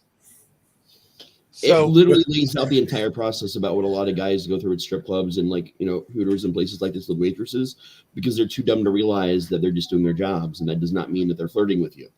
And the whole episode is meant to literally explain that in the most fucked up way possible, so you finally understand it. you gotta start at a young age to figure this out. So we invent a cartoon to explain it to us. Yeah, pretty much. It's also the episode where Stan goes goth. He joins the goth kids and goes goth. And at the end of the episode, fucking stands out there in his goth, hating the world and smoking his cigarette outside of Raisins. And Butters comes out crying, and Stan's like, "Doesn't life suck? Don't you want to be goth?" He's like, "No, because me being sad means there are moments where I can be good. Plus, goth people are a bunch of pussies." And he just walks away, and Stan's like, "Oh my god, it's the wild Drew, the rare Lisa Drew." I am absolutely amazed because I've seen you, but I've never been on a show with you. So I was starting to believe that you did not exist until I knew about Drew's news. Yeah. You and Jeremy are myths over here. Like, people just don't know that you guys exist. Thank you. The reason, Pyle, you hadn't seen me is because I was doing the John Cena. So, you know, just exactly, you just can't see this. And then when I stop, then they do. He's a stunt double for John Cena in some of his films. It's true. It's true. Fantastic job. Yes. Top billing.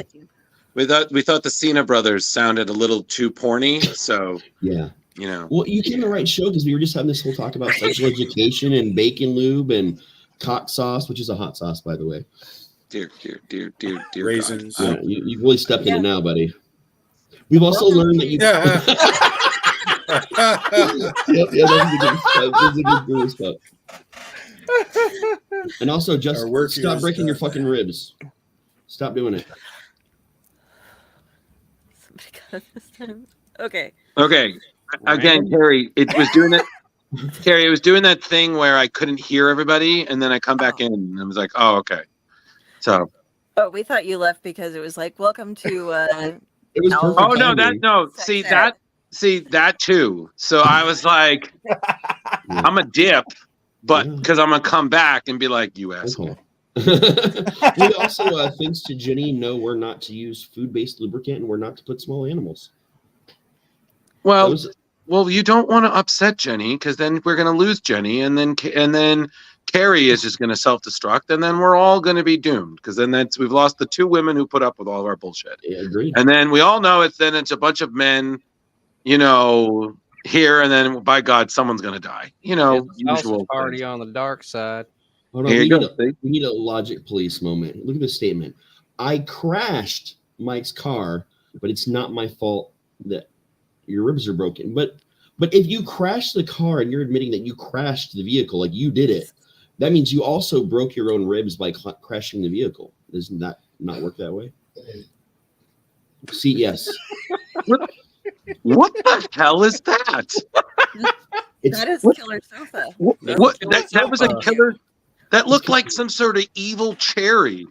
Yes. What the hell alternate universe bullshit is that? Well, you see, if you've kept up with the other shows, specifically the Tomb of the Terrible, you would know that is the Lazy Boy from Killer Sofa. The greatest movie ever made. And that was back when you were still around, Jeremy, like when we did that episode. Did you just call him? It was so long ago. Jeremy, I'm sorry, you got him. You understand. I see you both so rarely that you become the same person. Like, Curious Crow is judging you now. No, I'm sorry. That's my fault. I'm exhausted and not high enough. That's the problem. I can fix that. I can fix one of those. No, someone hit Jessica. Okay, so yeah, no, I get you though. My shoulder's been all fucked up, and I finally figured out it has to have been from a seizure because my ribs were killing me the other day too, and I didn't fall I haven't fallen on anything since I gave myself the concussion, so it was just like seriously straining things. But yeah, laughing sucks when you have cracked ribs. Yeah, so I need to go over something, and I apologize if I might be backtracking. So Carrie was telling me a hilarious story over the weekend about some extremely odd phrasing Oh yes. We did a whole segment about weird colloquialisms a little bit ago. Yeah. So I need to just say that is that why? Not what? Not of a question. It's just what and why, you beautiful bastard.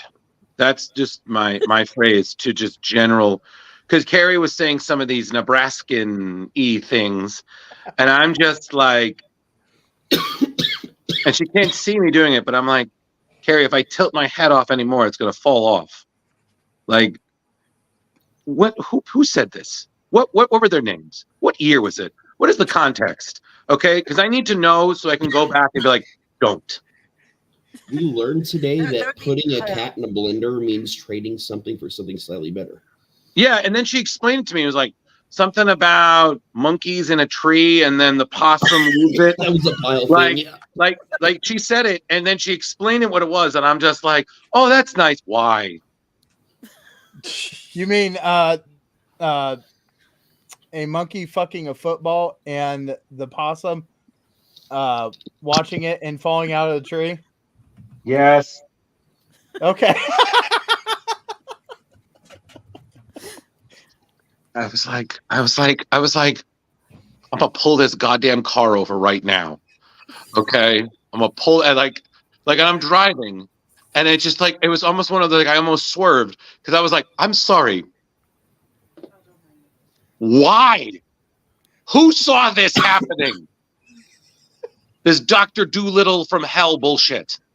Like it was one of those things that I was like, even from my family being rural Pennsylvania, have I ever heard such things? I was like, I can't. I just God. And then Carrie's like, oh yeah, and then oh, my body's just failing. I'm like, just get the RoboCop technology already, Carrie. And then once you're made of metal, then you can you can challenge the table again and win. Yeah.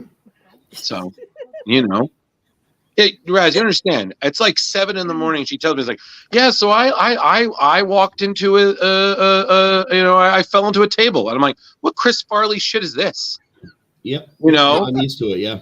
Yeah, and then she's just like, yeah. I was like, so the enemy is not the table; it is the fact that your laundry is trying to kill you. So it's like the 4 black T-shirts you wear has decided that it's time to get a new set.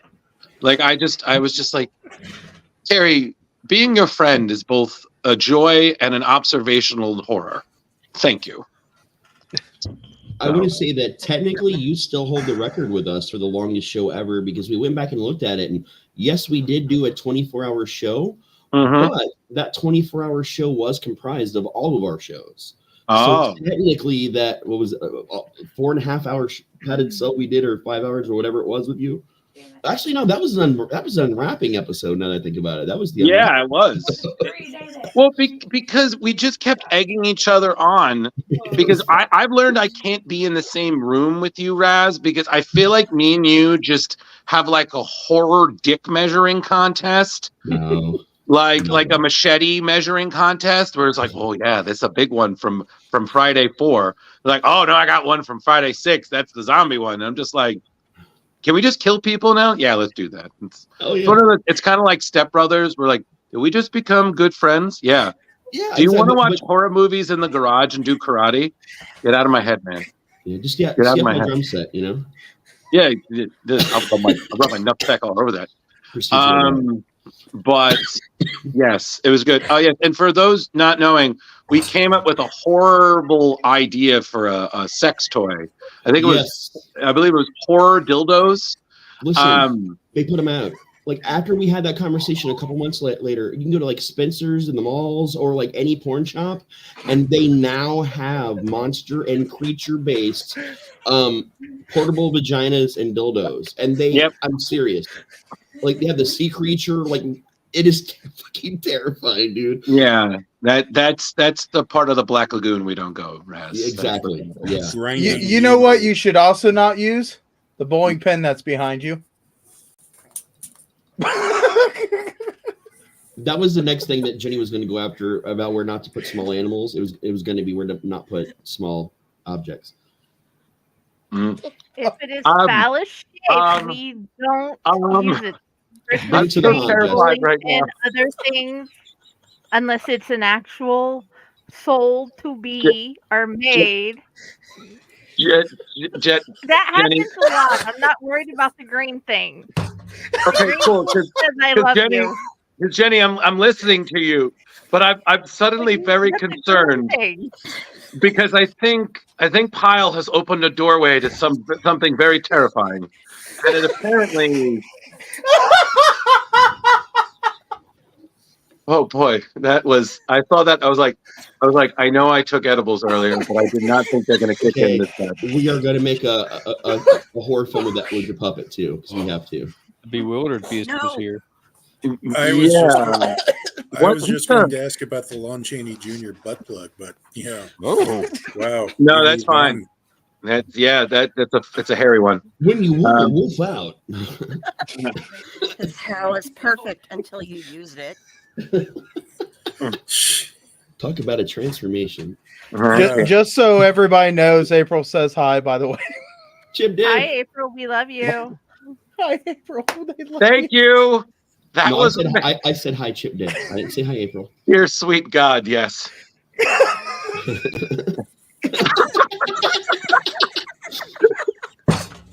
I believe, as the kids would call it, that Muppet's got Riz. Muppet's got Riz. It's got some. If that thing was any more charming, I was like, it's got charisma. Oh. Boom. It my used gosh. its bacon lube and its cock sauce, and now it's got Riz all over it.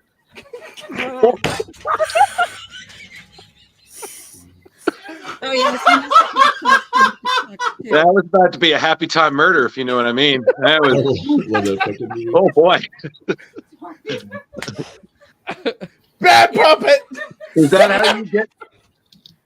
how you get down to Sesame Street? Is that what that was? Because that was.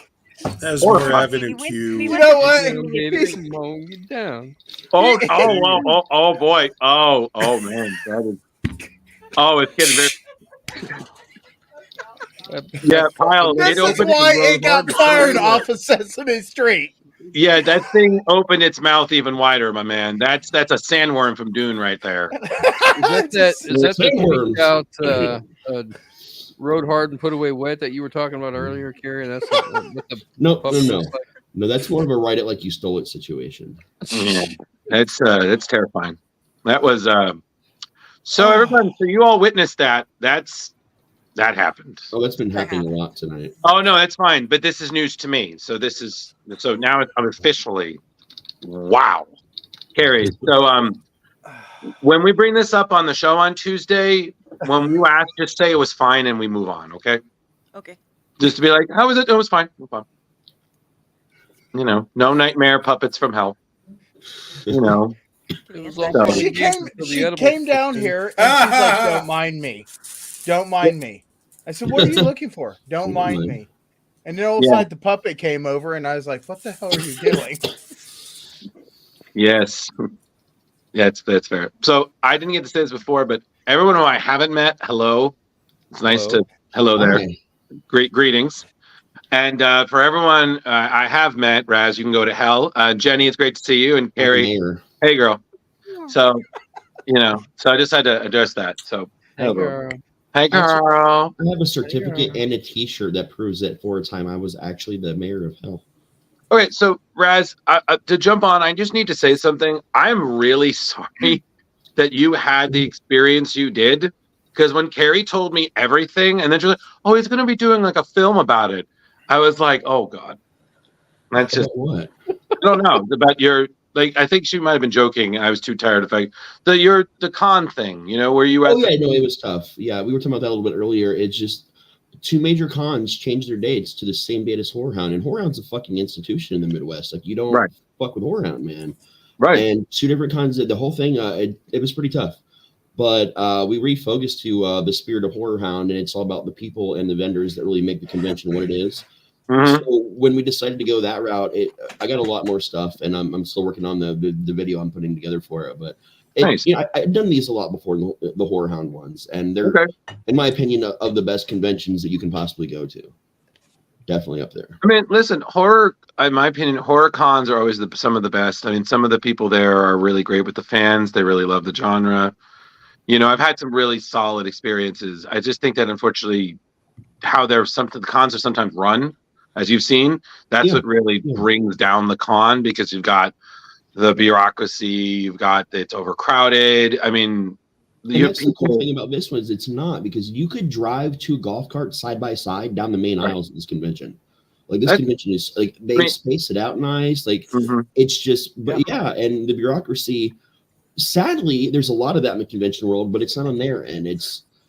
There's a lot of jealousy with different horror cons and different places going on, and you know how all that shit is, man. People just it's just funny because the last time I was at a horror con was a Monster Mania, and which I don't know if anybody here has ever been to Monster Mania in New Jersey. Oddly, once. I think it's been quite some time though. Yeah, but their owner loves having it in the lobby of a hotel, and the con has clearly grown past that. He's like, this is where we stay. This is home. I was like, the fire department is being called. There are too many people. It's February. Nerds will freeze. Yeah, they ended up taking a horror hound to the convention center, which just added a giant chunk on. So like the entire convention center, all its halls and all its rooms get used. The hotel attached to it, that's kind of across the street through a walkway. It goes over to there with different like screening rooms for films. It's like weird though to see it having grown that to also a hotel lobby to do that. But no, people at horror cons are usually pretty cool. You know, it's usually the horror movie. Like when I went, it was a big deal. So there were a lot of clowns. Yeah. And I was just like, okay, this is fine. This is okay. I was in heaven because Beetlejuice was the big thing at this one. Like there was a lot of Beetlejuice stuff there. I'm like, man, I should have gotten my shit together and win this Beetlejuice, but I didn't. Yeah. Carrie has been explaining to me that you're the hostess with the mostest in your neck of the woods. Yeah, I've even married some people with the costume on. Oh, that's good. Because what was it? I was always joking with her that's always something I wanted to do, but I was like, I just don't have the patience for all the makeup and things. The voice I got done. That's pretty easy. I just kind of fell into it accidentally because I was doing this Gravedigger character who just had that vibe, and they're like, we want you to do this. Do you want to sit through the makeup? I'm like, how long is it going to take? Well, we think we can get it down to like an hour or so. I'm like, okay. It's not bad. I mean, I've been in chairs for 7-8 hours for like 20 minutes on screen before. So it's like an hour and I get to do it all night. Okay. And they ended up whittling it down to honestly about 40-45 minutes by pre-making some of the appliances. Well, that was the same way I was when I fell into being able to do Mark Hamill's Joker. Like I was like, until I can do it. And it was funny because I got shit for it by a couple of Joker cosplayers. Because like, we've been doing this for years. You're coming in off the gate and you can do one of the greats. I was like, don't hate the player, hate the circus. I don't know what to tell you, my man. Like, I mean, that is a big deal though. That to be able to like do one of the big voices, it's a big fucking deal, dude. Well, it was just really funny because being able to do impressions, I think it's a real funny thing in the world. But it's funny because you have like everybody here can probably do a decent Christopher Walken, Arnold Schwarzenegger, Matthew McConaughey. The ones that are so basic, no one even thinks about it. Like if you say all right, everyone's gonna know what the fuck you're saying. Right. They won't even notice your stutter. So I'm like, all right, fine, whatever. But when you have like that other one that rent people, the people like, who is that? And that one guy looks at you like, oh man, that's where it is. So I like, yeah, that's always into it. Like super weird doing voices. I did radio, a lot of radio shows, a lot of different broadcasts from different radio stations I worked for, and then I got hired by Hallmark to voice a talking card. I did the voice of a penguin. And if you can find this card, I will shit myself because I've not even been able to find a copy of it for myself. Okay. Hold on. Raz, I'm sorry. Do you remember the voice? Can you do it? Oh, fuck. Give me a minute. I might be able to. It's been a while. Okay, cool. Because I feel like, I'm not trying to someone else. I feel like I need to hear Raz as a penguin. I haven't done this voice in forever. I've only done the voice just for that character. It was so fucking weird. I don't remember it right now, but maybe by the end, before the show's over, I'll cycle back around and I'll remember it. But that was my first paid voiceover gig, was a penguin for a Hallmark card. It was the weirdest fucking thing, because I was doing an interview, or not an interview, an audition for a Zap Brannigan style character for a comedy sci-fi like radio show. And I was doing all this, and I did this voice, and I didn't get the part. But I got offered the Hallmark from like one of the people doing it worked for Hallmark, and they're like, "But you got to can you do a penguin? Because I really want to give you money." And I'm like, "That's not at all what I just did." But sure, yeah, let's do a penguin. You know, you guys got to see Drew in his shorts doing Brannigan. Oh, it's pretty funny. I did it at a con once, and I actually almost got thrown out because I don't know if you guys does anyone here watch Futurama? Yeah. Right. So you guys know that Zap does not wear pants. Not at all. So now naturally dressing is that for the first time. You know, I got this custom uniform from I think like fucking Asia. I got this custom made. It was beautiful, but it took forever, of course. But I was like, okay, and I shaved my legs, so I'm just pale gams. But I was like, okay, I've got to, you know. So I buy pantyhose. I've never done this at Target. So I was like, I don't know what the fuck I'm doing. You know, ladies, I don't know how the hell you do it. So, you know, I'm just like, all right, fine. So I get them, and I get self-conscious because I don't want anyone to think I'm going commando. So I wear something underneath and over, but the pants, the pantyhose sagged.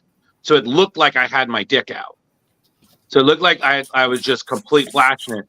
And I think somebody reported it, and the security came up to me, and they like, "Sir, are you exposing yourself to people at this con?" And I'm like, "No, it's a costume."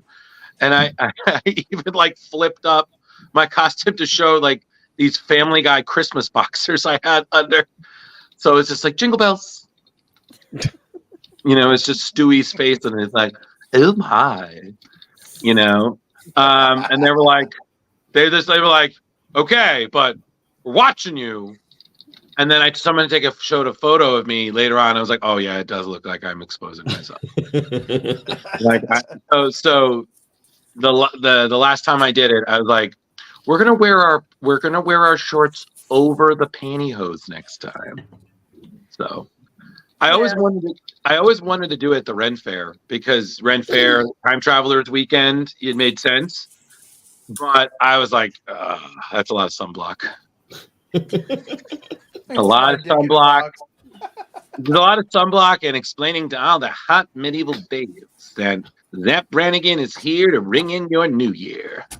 Hell yeah. We're going to party like it's time for the Inquisition. Please tell me you're going to bring the Champagne. Champagne. Yes. I'm quite a connoisseur, as they like to say. No, my favorite was always, Leela, it's the end of the world. Come hide with me naked underneath this quesadilla. You know, no, but it was always so funny doing Zap. And I actually did a line for Maurice LaMarche when I met him like the fourth time. And he actually thought it was really great. I remember, what was it? It was Skip. Don't you know, once you've had Brannigan, you'll never have another Mannigan? And he was like, wow, that's really good. That's like, I wish we had used it in the show. This is before the 17th revival of Futurama.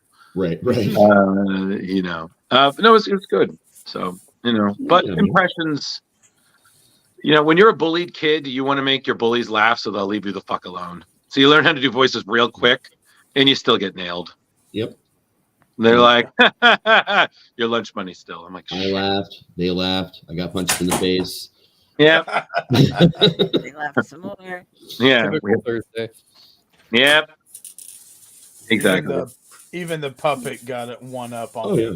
I think I just didn't have a ton of friends when I was really young, because the area we lived in, it wasn't a great area. It's clear. It was just me, my brother, and my sister most of the time. So I would just amuse them and my mother by just doing voices from cartoons and TV shows. Like it all started with a Crocodile Dundee for me as a kid. Like that's what got me. I don't know why. And I practiced until I could do an actual legitimate Australian accent, and just started going nuts with accents and voices. And then when the Tick came out, the original Tick cartoon, oh my god, my whole life, it was all over for me because then I just only ever wanted to do the Tick. And that's the one that to this day that I will never not break out because it's the fucking, well, sorry, Tick and Bullwinkle are my two that I bring out probably the most. Because those are my two favorite cartoons of all time. Spoon! That's all I'm saying. That's all. We are bound by the super glue of justice. Your toast shall never go unbuttered again. I remember when the Tick came back.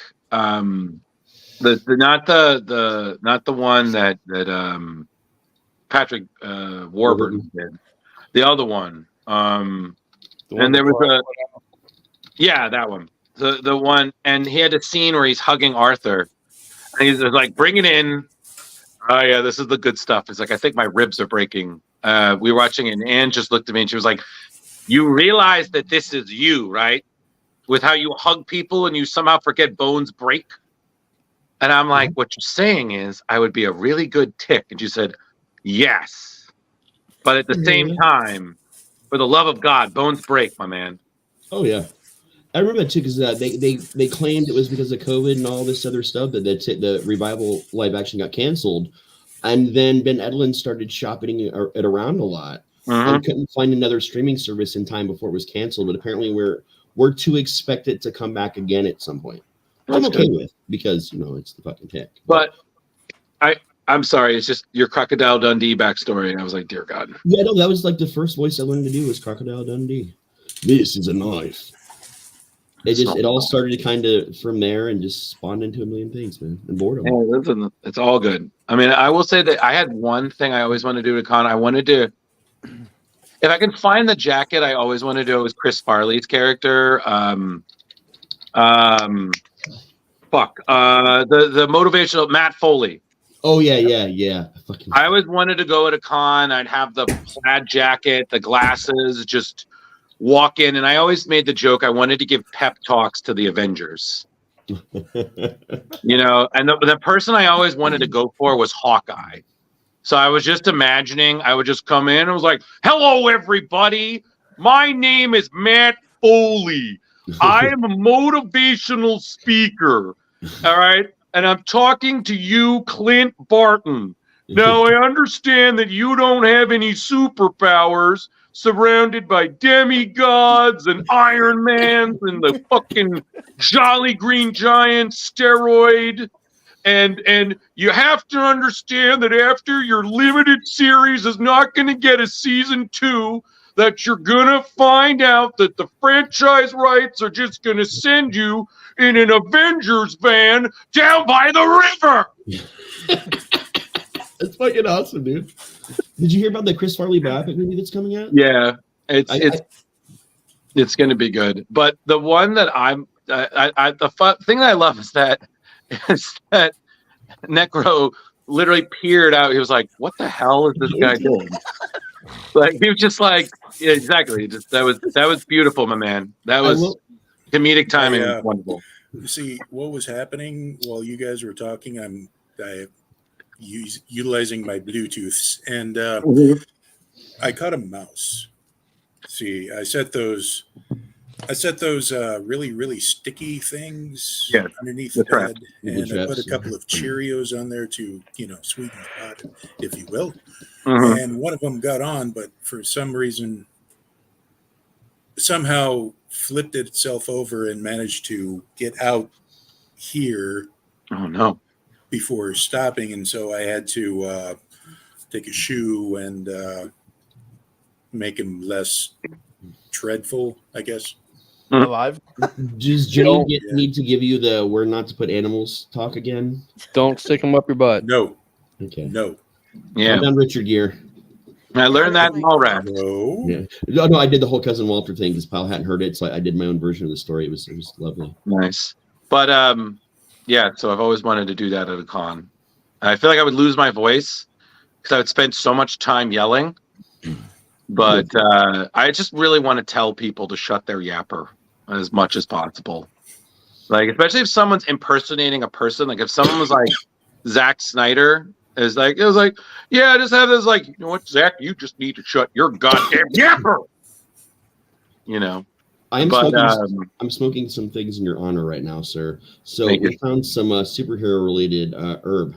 So we have Hulk's Hole as a vape. Yeah, the Hulk Hole, and then I've got Venom Lemon that I'm smoking right now. Why lemon and venom go together? I don't know, but it tastes delicious. Raz, I'm way too tired for your shit right now. I'm too tired for this shit. I need to tell you, I feel like I just had one of his aforementioned Cheerios right now, because fucking hell. Like, I'm sorry. Just hold on. Timer. Venom Lemon. The strain is called Hulk's Hole. Yes. It couldn't be Gamma Green. Nope. They went right with the hole. I'm serious. I don't know why they did this, but it's a green like cart too. Because maybe you're trapped in the Hulk hole. I don't know, but it's That just sounds really uncomfortable. It does. For all of us. Like, I would be angry just being in Hulk's hole, you know. Yeah, and we did mention the backseat of a Volkswagen earlier. So. Oh, nice. Yeah. That's when you find out size does matter. Yeah. But the Venom Lemon does taste very nice. Oh, Jenny had something to say. Oh boy. We've been talking. Jenny won't just speak. She has to type things in. She'll just like hop in the comments. She's right here, but she's just like, no, I'll just. So Jenny, Everybody's talking. what is the best thing that ever happened to you at an anime convention? Okay, so I met Kelly Lynn Colby and I met Theodore Nearatak Tinker. And then by talking to them and following KT Seto from the Balance of Seven all the way to Fakor, I just stayed at Fakor and I'm here now. What's up, Drew? Yeah, Jenny. I don't know who these people are, so can you explain? Okay. I was actually going to ask that because I don't watch Kelly anime. Lynn Colby is a great author, and she also now has her own publishing company, Cursed Dragon Ship. Okay. And Theodore Nearatak Tinker is an author as well, and he has a publishing company, Balance of Seven. He had done a multiple anthologies that involved both those authors. Okay. But I just keep I loved KT Seto's story. She's an author. Now she's off doing her own publishing thing with her own company. Mm-hmm. An octopus thing. I can't remember the name. But she's awesome. And Fakor is where Raz is published and Dell is published. And now I'm published. And Ron. And now we have Ron and UncleNecRo as well that is being published. And it's just a brand new world. It is. Yeah. It helped my world. The greatest con moment I think I had, one of the best, is I got groped and kissed right on the mouth by John Barrowman because I just looked at him across the convention. I was like, John. And he looks at me and goes, you. And he just starts running towards me in slow motion. So I start running to him. We get in the middle. And I just, I thought the gag was going to end right there. But no, it did not. He just grabbed me and his hand slid down, from the back end. And he just kissed me straight on the mouth. And it was all over. And he's like, I'm so sorry. My publicist keeps telling me not to do that. I'm like, listen, man, I'm completely straight, but yet find myself okay with it. And that was the end of the moment. So I was at the inaugural Omaha Comic Con back in 2015, and they had booked both Billy West, the original Zach Brannigan, by the way, and I forget the guy's name, but he was the voice of Brain from Pinky and the Brain. Maurice LaMarche. Yeah, Maurice LaMarche, and they were at a panel, and of course, me and my friends, we were there for them also. But they did a reading from I think it was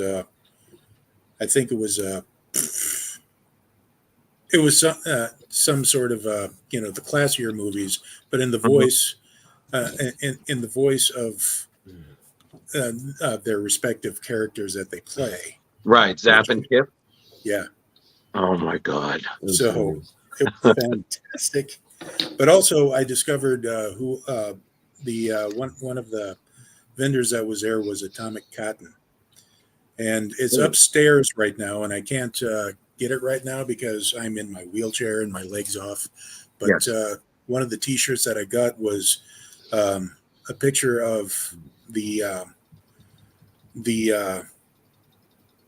creature lady from that first video from VHS Mhm. that says "I like you" on Yeah. it. She's the harpy face, Right. and you can tell the real fans when they get the reference and they go, "Hey, yeah," and then all the others is like, "Where's that from? Why do you like people so much?" No. No, I don't. I don't. It's No. like when I had the shirt that was the one of the killer clowns from outer space holding a sign that says "free hugs," just That's perfect. just to mess with people. Now, I do want to pop back for a second to check. Is there something Jenny wanted to know more about Holt's Hole? What did you want to know, Jenny? Jenny, don't I ask. want to know what mix of. Does it involve a mix of herbs? Is there a certain type of Spices. strain used? So, Gamma Kush is one of the cross strains for. See, for that's Holt's good. Hole. Yeah. Okay.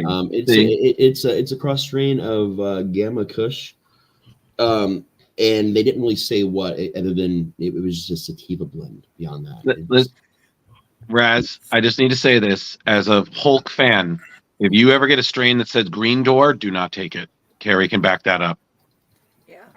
Now, just to clear that. another thing, I've seen Maurice participate in readings, and one of the best was him and Rob Paulson, who was Pinky. They were at a panel 2014 at an anime con, and they're talking about Pinky and the Brain, and they did a reading for everybody, but they did Pinky and the Brain doing green eggs and ham. That was good. That sounds Great. amazing. I, as somebody who grew up, mom was a teacher, appreciating the classics and having read children, Dr. Seuss in my time as a substitute, I don't think I've ever laughed harder at Dr. Seuss in my life because they did it in the voices. So, you just have the brain just, no, I will not have green eggs and ham, Piggy. But what about on a plane, ma? I'm like, oh my God. Like they just did, like you've never seen people laughing so hard in their life over this. And then they're just like, okay, we're going to go now. And I'm like, I can't with these people. I just can't. But yes, no, whenever they do live readings at a con, anyone's watching, if you see any of your favorite voice actors, they're doing a Twisted Tunes panel, go. Yeah, Go. I saw a video of them doing like a read through of Star Wars. That's so good. And it was narrated by Kevin Conroy. But it was fantastic. They would switch up. Okay, now you are doing Porky Pig as right as Ben Kenobi, and then Bender as one of the stormtroopers. It's great. I was at a con and I was getting this is like back in 2015. 2015 was a golden year for cons. And I was meeting Adam West and Burt Ward, which now that's the better choice. But I was just online doing them. I met the Animaniacs and I met a nice chunk of the Warriors. And I missed the Animaniacs were in a Twisted Tunes panel and they read the Avengers. And I was like, oh my God. And someone I know went, is like, how was it? They said, that was the funniest 45 minutes of my life. Like, I was like, oh, how did I miss this? But I did witness, and Carrie and Jenny, you'll know that this is a big one, that I did witness a Twisted Tunes reading of Ghostbusters. And you have not lived until you've seen Maurice and Bill Farmer, who everyone, if you don't know Bill Farmer, he's the voice of Goofy. So it's Bill Farmer and Maurice doing the possession scene in Ghostbusters, but Dana is voiced by William Shatner and Peter is Christopher Lloyd for Back to the Future. So you never laughed more than then I want my you. God. No, hold on. Hold on. I can do this because I practiced this. It's like, I want you inside me. You know, and then you have Bill Farmer's Chris Willard like, well, it's more of a guideline than a rule. You know, I was like, I'm dying. I was just like, I can't. Like, and they did every time it was a different voice, and you're just like, I can't. It can't right now. Like, this is just breaking. This is wrinkling my brain. And I'm like sitting front row, and I'm dying, and I'm front row, and I'm dressed as a Ghostbuster, and I'm just like, you're doing great. Get to the ending. I want to see who's going to say the line. It was amazing. So my point being is, kids, if you get a chance to see these panels, I don't care what, unless it's really important, go and just laugh because they love it. So that's my 2 cents, kids. Don't miss out. You can wait, eat the food after the con. Just drink water. Or in Carrie and Raz's case, or go out and smoke a cigarette. Carrie, you son of a bitch. I didn't know if you had it or not. Man. Found it. Yes, thank you. If you ever need to reach Mr. Drew here on Instagram. There You know, the thing that you still can't get access to, Carrie? That's why we have our lovely Gal Friday here. You know, she handles that. Oh, I found you. I've shared you. No, that I don't like where that. You've I don't been like where that's Googled. going. No, seriously, I find you a really It cool was- person, and I want others to know how cool you are. I appreciate that. But I share like episodes and stuff on various pages and Instagram and other places. So It's always so weird did, because I share that to my friends, and they're like, "Oh, your show's really good. You're very funny." I'm like, "Why are you realizing this now? Like, are you saying I wasn't fun earlier? I was like, thank you, but I'm so glad I was so boring before. Like, and this is why I don't have a lot of fun. If you type in Twisted Tunes, it's TOONZ. Yes, that's important. On YouTube. They have the Ghostbusters at Phoenix Comic Con 2016. So good. So yeah, go there. Yeah, they had another one that did an Anime Con, and the guy who voiced Invader Zim was on there. Oh my god, he was great. And then they actually had Ernie Hudson jump in. He did one of his lines in the reading. He just like runs in because I think Phil Lamar was part of the voice actors, and you just see Phil looks at him like, and Ernie just comes up and is like, "That's bad, isn't it?" And he just walks right off. I'm like, what? How? It was just great. But voice actors are always the best. I don't know if anyone else got to meet any, but I've never met a single voice actor that I wasn't like, they are the greatest people like ever. Maybe some Disney, but I don't know. Disney people are like the hardest to interview.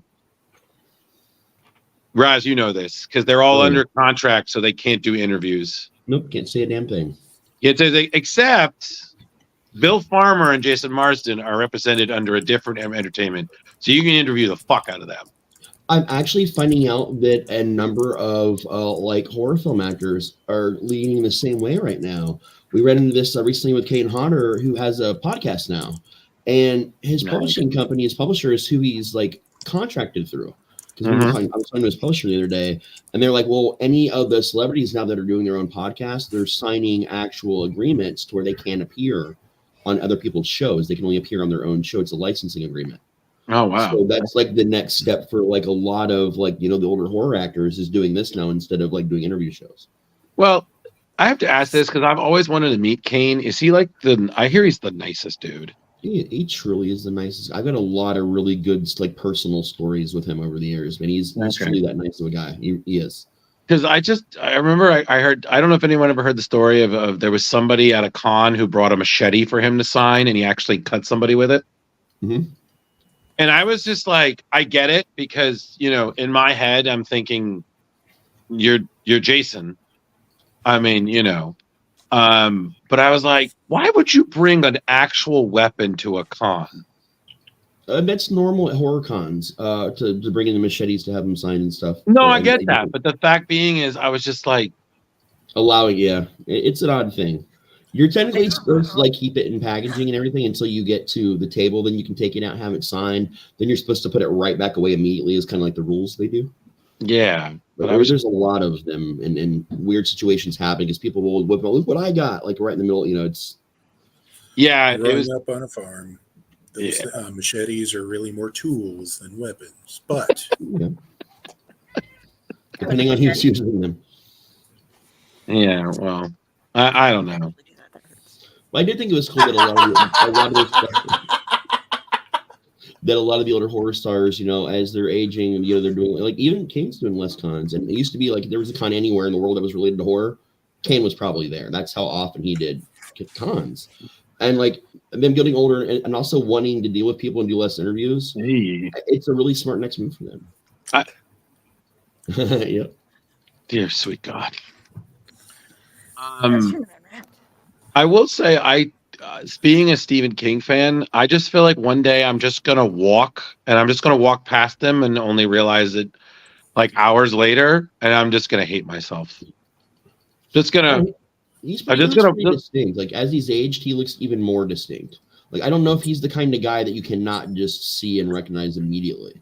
No, it's true, but I just feel like that'll just be my luck. Like, you know, it was like the same. It was like the time I met Mike Mignola, being the biggest Hellboy fan. I was like, "Are you Mike Mignola?" And he's like, "Sometimes." And I was like, "Okay, one minute." Hello. You know, I was like, my brain is shattered into a million pieces that are on fire now. Oh yeah, that's looking into conventions. Okay, I have to be able to recognize all of these people, but I only know them by their artwork and such. So I'm gonna have to look at a bunch of old guys. Well, not in every case, but for some of the ones, you know, it's like trying to memorize the faces of everybody that you're hoping that you might run into or see something. That was the challenge for me because you don't see them often, you know. Yes, and then Carrie found a backup. She just when she was like, yes, you know, and I was like, I just get elbowed, and because she's smaller than me, she can reach my ribs. So I'm like, oh, son of a bitch. I was like, I hate. No, Raz, this is my fault. I know everything. No, I'm just saying, at Whorehound, Matt had never been to my son-in-law who does the wrestling show with me, never been to a convention in his life, ever. And Whorehound, this was his first one, and he's walking around going, I recognize this person, but I don't know who they are, and I don't want to look like an asshole. He's like, who is this? And I tell him. And then we start walking over to this meet and greet for the press thing, and Ted Raimi comes in. I'm like, hey, Ted. He nods at me. What? And I'd met Ted like a shit ton of times. He nods at me. And then Matt goes, and he's like, hey, man. Nods at Matt too. Matt just freezes. He's like, that was a Raimi. That was Ted, right? I'm like, yes. Yes, that's that was Ted. Man. Calm down, Matt. It's yeah. No, yeah. I loved you in Wishmaster.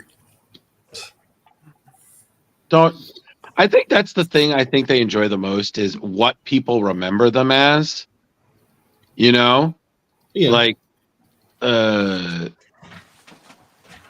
my God. I remember when I met Barbara Crampton from Reanimator. Oh, she was just there too. Yeah. And I was just like, my God. Like, she still looks fantastic. Like, you are still beautiful. And she's so nice. And you're just like, if this is what that stuff does, I'd like some, please. Well, the local horror, like schlocky horror TV host guy, Dr. Sanguinary, here in Omaha. Years ago, he had hosted a screening of the original Night of the Living Dead, and he had a few of the actors come over in Omaha at the theater Right. And he had one of the one actor that played the naked zombie butt. She was the butt zombie in that movie, and I had to talk to her, and I did. Right. She didn't seem very into being there, but no pun A lot of intended. stars don't like certain roles. Are you either. For a while? Necro, are you confirming that you didn't make an ass of yourself? Yeah. Good. Listen, because from what I remember that movie, there's definitely were some big cheeks to fill. So that's good. Oh yeah. Yeah. I love you making cracks like this. I mean, Listen. not to be cheeky. Listen. Sometimes you just got to spank the truth out of it. You know, Mm-hmm. you just got to slap that monkey. You know, Well, it's fucking the football. But for a while though, Bruce Campbell did not like that people associated with him as Ash. Like he was angry about it. If you would tell him to do a line from the Evil Dead movies, Army of Darkness, he would literally get pissed and scream at you at signings. Like he would look at you right in the face and go, "Am I your fucking monkey? Shut the fuck up and get out of here." And he would just go on and talk about different stuff. And it was right around the time he released the first book. And he had a lot of fucking anger in him about the role because everything else he had tried to do, he did a lot of things that weren't Evil Dead, but that was the only thing anyone wanted to give him any credibility for. And it wasn't until around the time that he was releasing his second book that he'd finally leaned back into it and was like, okay, we got this. But I feel like every actor goes through that. I mean, remember Leonard Nimoy? I am not Spock, and then I am Spock. Like you just learn that it's better to be remembered as something that inspired people and people really loved versus having. I mean, listen, Adam West went through the same thing in his career. Everybody all saw him as Batman, and then what did he do? Well, I'm going to become the mayor of Quahog. Yeah, right. You know, I'm going to do that. Right. It's going to be great. God, I remember when I met him. I said to my mom about it. And she's like, "How was it? Was it well? I met him, and suddenly I can do his voice because all it really is that you have to talk really slow, and everything has some sort of. Like, it's almost like when he used to talk, everything drifted off a little bit. It was like, I feel like I'm gonna come back here, but then I'm gonna remember why I started, but then come back again." But I was also Batman. And I'm a man who loves his toffee. Exactly. But, you know, the reason I wanted to bring up the Bruce Campbell thing is because one of the things I had at Horror Hound was the 25th anniversary of the Blair Witch Project, which, if you know me, you guys know that's one of my favorite movies of all time. And I've always wanted to meet everyone. I had met Eduardo before, but not the cast. Raz, I have to admit something, and I understand this might fracture our friendship. I've never seen that movie. It doesn't surprise me. Honestly, I know a lot what of is people that supposed to mean? I just know a surprising amount of people that haven't actually seen it, and after like the 100th person, I'm just not surprised by it anymore. Okay, cool. Because but like they were angry. Like I knew, I found out a lot of the things that we all thought were true about the filming process and a lot of the things that happened during the movie. Wait. They were angry. Did you hand her tissues? Because that's all I was thinking. That one girl kept dripping on the camera. Well, the bad thing about it is that movie entirely ruined her life and fucked her up so bad. She actually had to get mental help numerous times over the years because one of the big problems is when they made the movie and sold it, they weren't thinking about it. They all used their real names. So the studio actually legitimately owned their names and their identities, the way they dressed, everything. We got some people taking off here, guys. Okay. Nice meeting you. It's midnight. I'm gonna head out. I gotta be up for work in the morning. All right. Bye, Ron. Bye, Ron. Bye, Ron. Bye, Ron. Bye, Ron. I'll give you 7 more minutes of my life. But yeah, the studios completely like came in and they like took control of their identities. Like they had all these legal problems. And meeting the cast, I got to meet Heather and Josh because Mike is the only one that's still in the public eye at all. Heather now she changed her name. For all the legal stuff, she changed her name. And she lives out on a pot farm now and does like yoga and like journals it and has it online. And Josh was such the sweetest, like just most reclusive guy. And he's like, listen, because I was trying to talk to them about some interviews. He's like, listen, man, like I hate the film industry. I did one movie. I never want anything to do with it again. That's why I've never done an interview. That's why I've never promoted it. And to be honest with you, I just like being a dad and working with wood, and that's my life now. And I was like, I would love to talk to you about being a dad and, you know, woodworking. If you ever want to come talk to me about that, we won't fucking mention Blair Witch at all. And he thought that was like the kindest thing that I would like just be like, hey, I love the movie, but I respect you, and I'm not going to go into that. And but to see his eyes, like when he was there, like they enjoyed themselves like seemingly during the panel, but at their tables, no, they were kind and they talked about it. But like this movie, like literally haunts them, and I still love the movie and it's a big part of my life. But to see that like was a whole other level of things that I thought were true. I think you know what it is, Raz, is it's because you realize movies aren't perfect and that there can be something negative about it. Like the best example is Ghostbusters is my favorite movie, but when I learned, you know, the shortcomings in the film, especially when it came to Ernie Hudson, you know, how that the first movie kind of fucked him over in terms of presence and representation and whatnot. You can kind of understand why he had a love-hate relationship with the franchise. It's better now.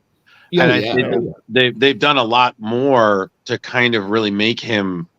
I feel like they've really put him more centralized where he belongs, and it's great.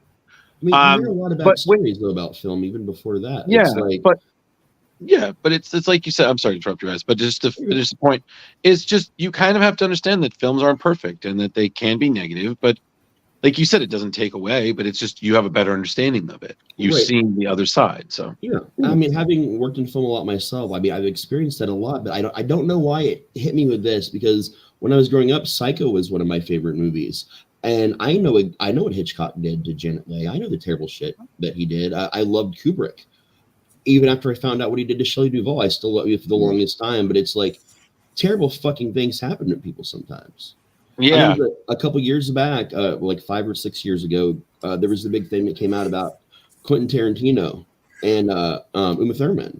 And that was a whole other fucking big thing. Like, I missed that.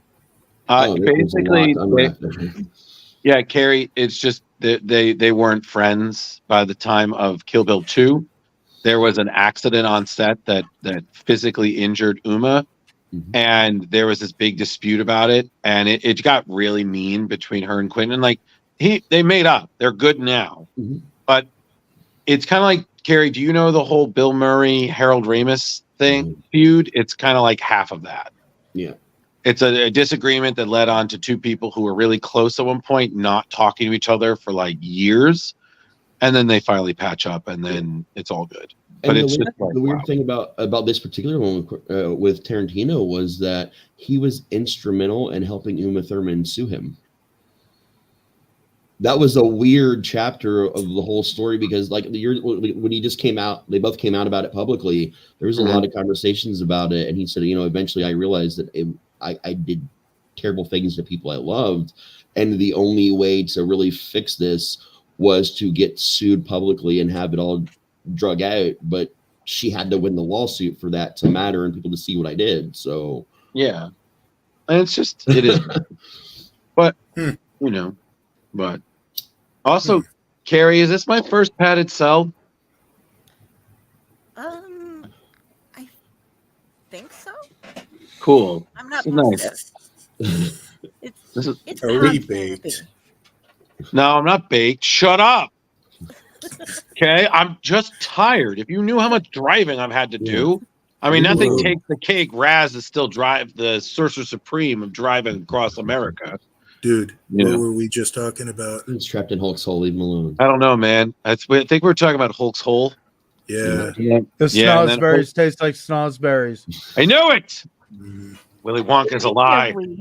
Oddly enough, we were talking about Hulk's hole last night when we were having a discussion about the Ultimate Universe and how no, ate somebody and somebody was required, like Internet Shield is required to sort through the things that come out of Hulk's hole in order to test them. Yeah, that happened. Yeah, thank you, I believe Ultimate it. Universe. Has anybody squatted on hulkshole.com? Get on it, man. I think you can make some money. Hey, Pyle, I'm going to do something for you that's going to make you really official. Do yourself a favor. Get out. That's this It's whole midnight. thing. Is it midnight? Yeah, it's 1 minute till. All right, guys. Well, Drew, it's been an honor for me to actually be in a show with you.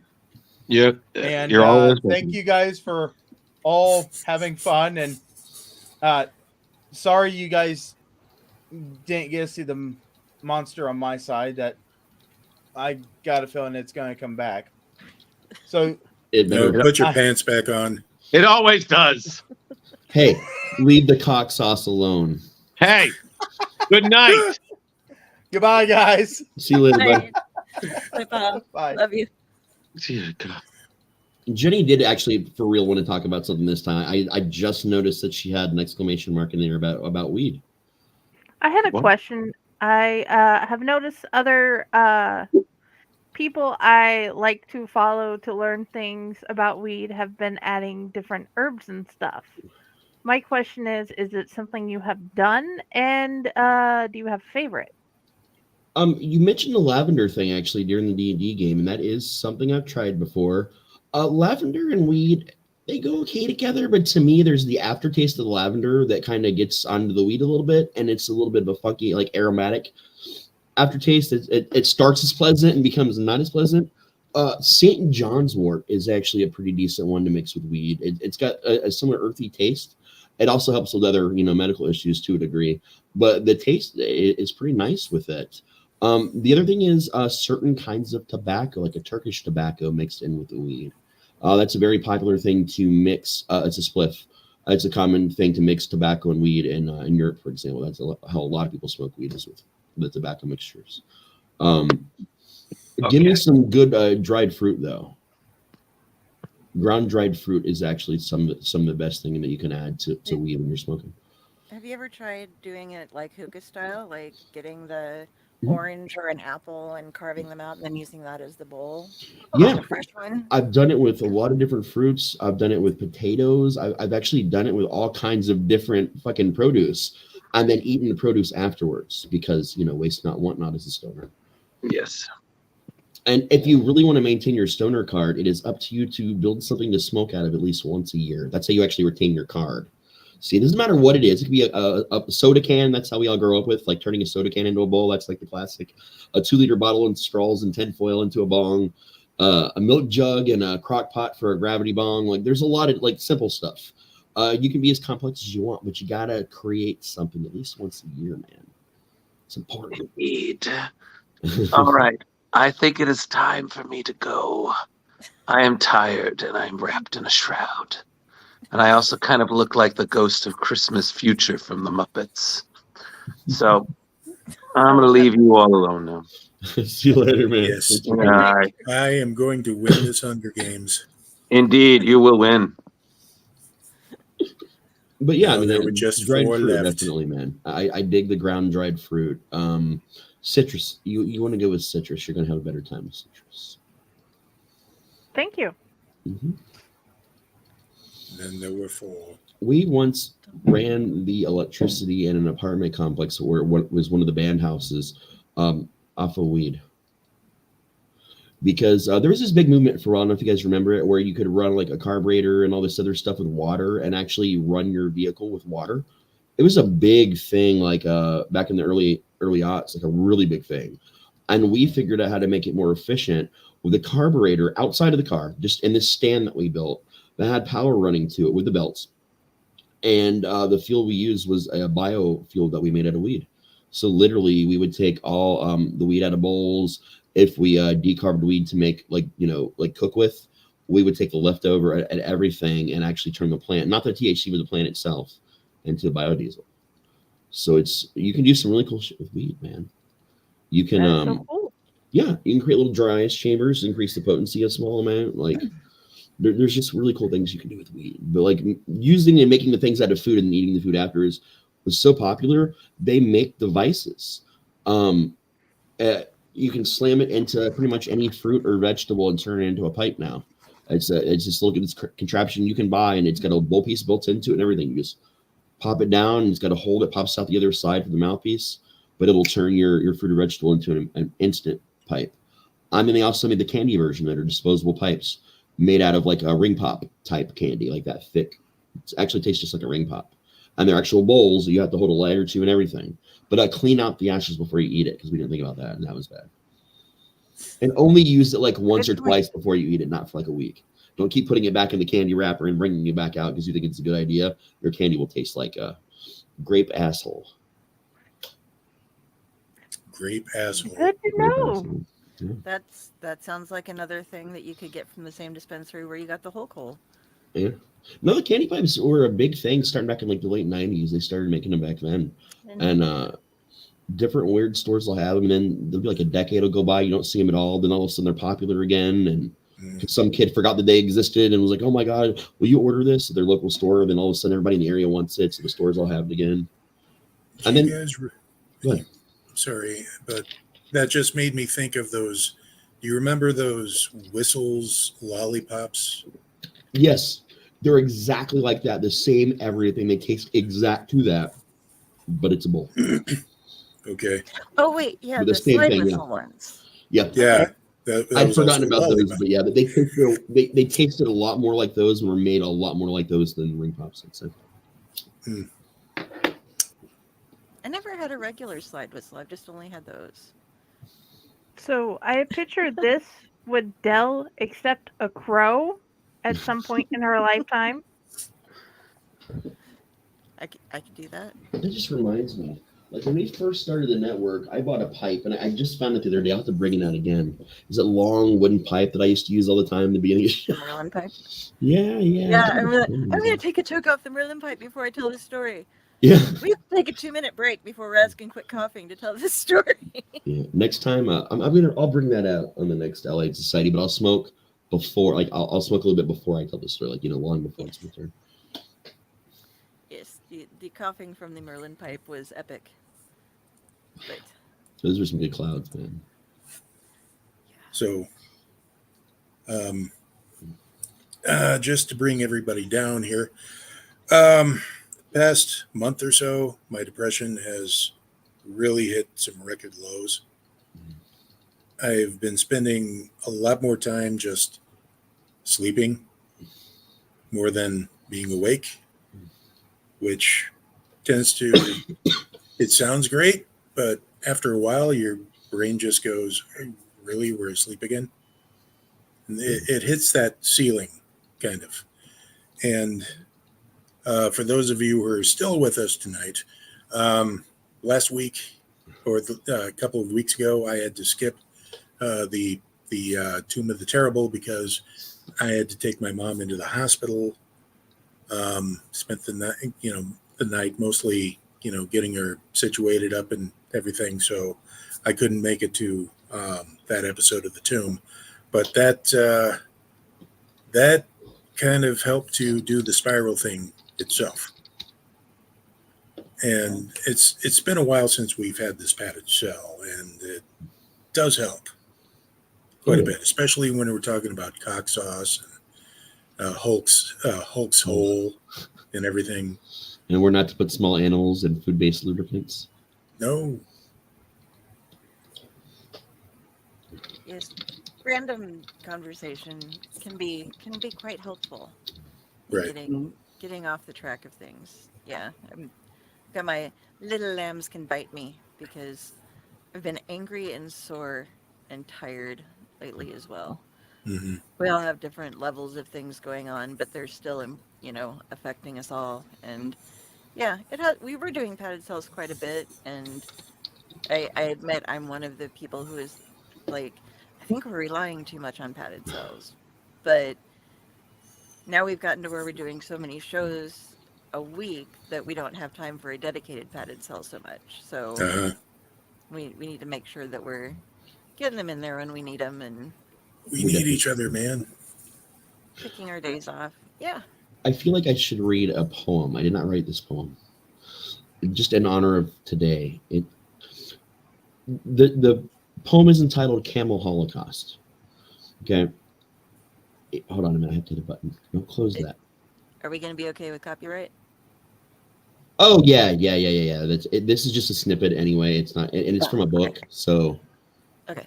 it's a fictional thing. My melon soul, crushed by your Gallagher of apathy. There's a wolf behind you. No, wait, it's just a dog.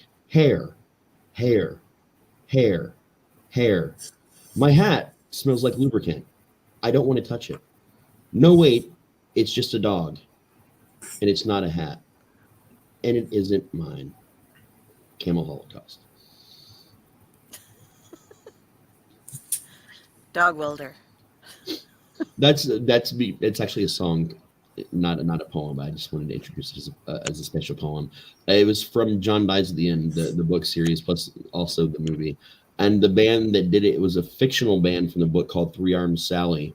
But the actual band that did it for the soundtrack is getting really popular again. So Jason Peregrine has been bringing out the song like to everybody the last couple of weeks, and like apparently they did a lot of other songs now since then as well. They've been promoting it. Nice. This kind of sounds like something that King Missile would do. No, it really does, actually. Have you ever read the John Dies at the End books? I've been meaning to. Oh, move them up, man. That Definitely. I will. Every time a new one comes out, I start the series over. There's 4 now. And he dropped a little bit of a hint about a part 5. And it's so weird, too, because when he started the whole thing, it was a blog that he only updated around like Halloween or just weird random times. And people loved it so much, they started printing it out themselves and binding it and like finding him places and having him sign it. And he was like, the fuck, this isn't a book, dude. This is just some silly fucking thing I came up with on Halloween one year and just do. And it got so popular that he got offers and turned it into a book. And within like a couple years of it becoming a book, got a movie deal. I still remember it being something he mentioned that he was working on when he was writing for Cracked Magazine. Yep. Or Cracked Before he Online. became, Cracked. Yeah. Before that was before he became the editor. When he was just writing. Yeah. Yeah. Yep.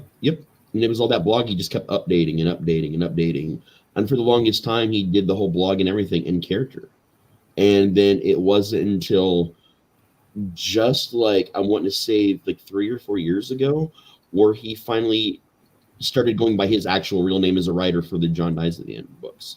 Because he went by David Wong, which is the main character's name, one of the main characters. So the books were all written by David Wong, but he, when he put out 3, he went and started to change things. But by 4, even new printings, all his old books got switched over to his real name. Very cool. But see it and read it. The movie actually has a lot of royalty in it. Don Cascarelli himself made the fucking movie. Angus Scrimm, the tall man, has a part in this movie. Mr. Clancy Brown, one of my personal favorite actors ever, has one of the main characters also in the movie. Even Paul Giamatti's in the movie is also an important character. Very nice. It's an all-star cast. Movie is nothing compared to the books, obviously, but it's good. It's still good. I'm still reading another recommendation of yours, the James Potter books. Yeah, those were great, man. Those were a fun little follow-up to Harry Potter. I actually like them more than what they did with Cursed Child. Yeah, I haven't read that yet, and I just don't plan on it. My I've advice, heard yeah, no. My advice: enjoy the James Potter series because it actually feels like a natural conclusion to Harry Potter, and it's 10 times better than anything she did with James and Cursed Child. 10 times fucking better. The one thing that I want to say, and I read like the prologues and stuff and some of the afterwards on the first ones. I'm on book 4 right now. Nice. He doesn't credit Terry Pratchett really, but he has a lot of Discworld elements that he pulls into it. I knew you would like that about him. That's why I've been recommending to you so hard. Not just because you like Harry Potter, but because of this guy's writing style. Like, it's solid the way he writes, man. Yeah, there's a lot of Easter eggs that lead into to Discworld stuff, and I love it. This one has the rings, and they were like, but wasn't this? I read a children's book once, and they were yellow and green rings, and you went to and yes, we stole it. Okay, we just ran out of ideas. Sometimes we just got to do things like that. Okay. Yep. It's like Benjamin Franklin, like shouting about, yes, okay, we stole it from C.S. Lewis, but yeah, leave us alone. I love the American Wizarding School aspect, and of course the houses being named after mythological creatures. That guy, my heart. I was stuck somewhere between an Igor and a Bigfoot. Like I'm somewhere in that mix. But like the way Norman Lippert came about that was it was just fan fiction at first. And then her lawyers got wind of it, and there was a big thing that happened where he did not get sent cease and desist lawyers. He got sent, this has a lot of potential. JK really likes what you're doing. If you want to use this to promote charities and to make money for charities, you have my blessing. He couldn't make personal money, but he can make money for charity. So he started doing book signings and book bindings where he would print it out for you on his personal printer and bind it for you and only charge you for the price of the binding and anything you wanted to donate for charity. So for the work done to bind it and the material and then a donation to charity. So like that was a really cool thing he was able to do. And then he's got a podcast. It should still all be up where you can pay for the podcast and you're paying him to read the stories, how he kind of got around it. But he does the entire series. Like each chapter of each book is its own like episode. That's cool. It's a really cool way to like really mesh with your fan fiction and like actually legally, like legitimately make money on it. It's pretty fucking cool. He's kind of he's kind of like a beacon of hope for fanfic writers, in my opinion. Like for people that are really into fan fiction, like they love writing, but that's just what they love to do. He opened a lot of doors for that, man. Yeah, and the characters weren't too different, I guess. I like how he teaches a much different lesson than she did with it. Yeah. But the couple things that were different were really different. Like Azkaban. You can only get there riding a ghost ship and stuff, which I don't know if it's one of those things where it was like, did he change that? Was that because it was never indicated before that was the way things work? It was like, is that something that has happened since they implemented a new thing? After the breakouts of Azkaban with Voldemort, they changed the way you get there, and it's a prison ship basically is what it is, and that's now the only way you can get transported there. And they also like the Dementor thing was a problem, and he's talked a lot about that on his Facebook page. He actually answered a lot of questions about that. He's like, I should have probably explained it a little bit more, but the reason I didn't was because in the world that you're in, it's just accepted information. He thought that if he had to stop and explain it, it would just feel like he was explaining something, and he couldn't kind of find a natural way to get the information in. Gotcha. Oh. Well, so guys, I'm going to have to tap out. So it was nice seeing you again and getting a chance to hang out. And we have Tomb of the Terrible tomorrow. Yes, we do. So I wanted to quick shout out about that, even though we don't really do that. But join us tomorrow for that, and I'll see you guys later. All right. See you later, man. Good night. Bye-bye. Sleep well. Oh, I hate this layout for 3 people. Yeah, even when it switched, I didn't know it was going to switch, so I had to actually move into a different position for my camera I was like, what's going on? Well, when you get so many people, you have to do the cram one because I know. Otherwise, we're just itty bitty and we look weird. I mean, how's that? I probably always look weird. Yeah, I definitely always look weird. It's like how my toss backs to you, Jenny.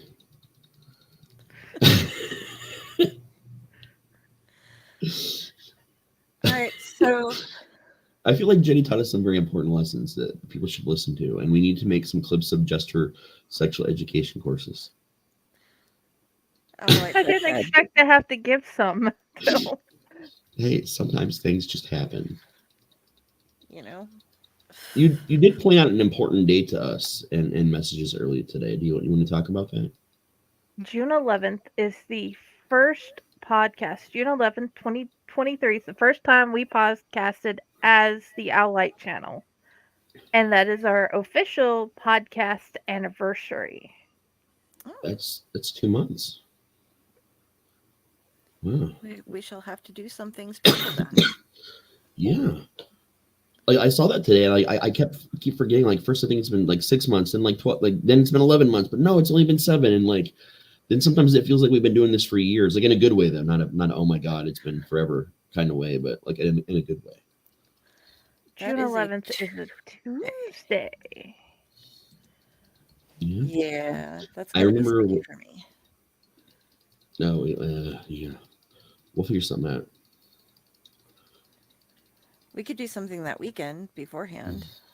Maybe do a big celebration. We'll figure that out off the air. Yeah. We don't need to have people who are watching be like, oh, let's watch them talk business. It's That's exciting. a business show. I remember June 10th. What June 10th was like. I'll tell you that though. That was June 10th was a crazy night.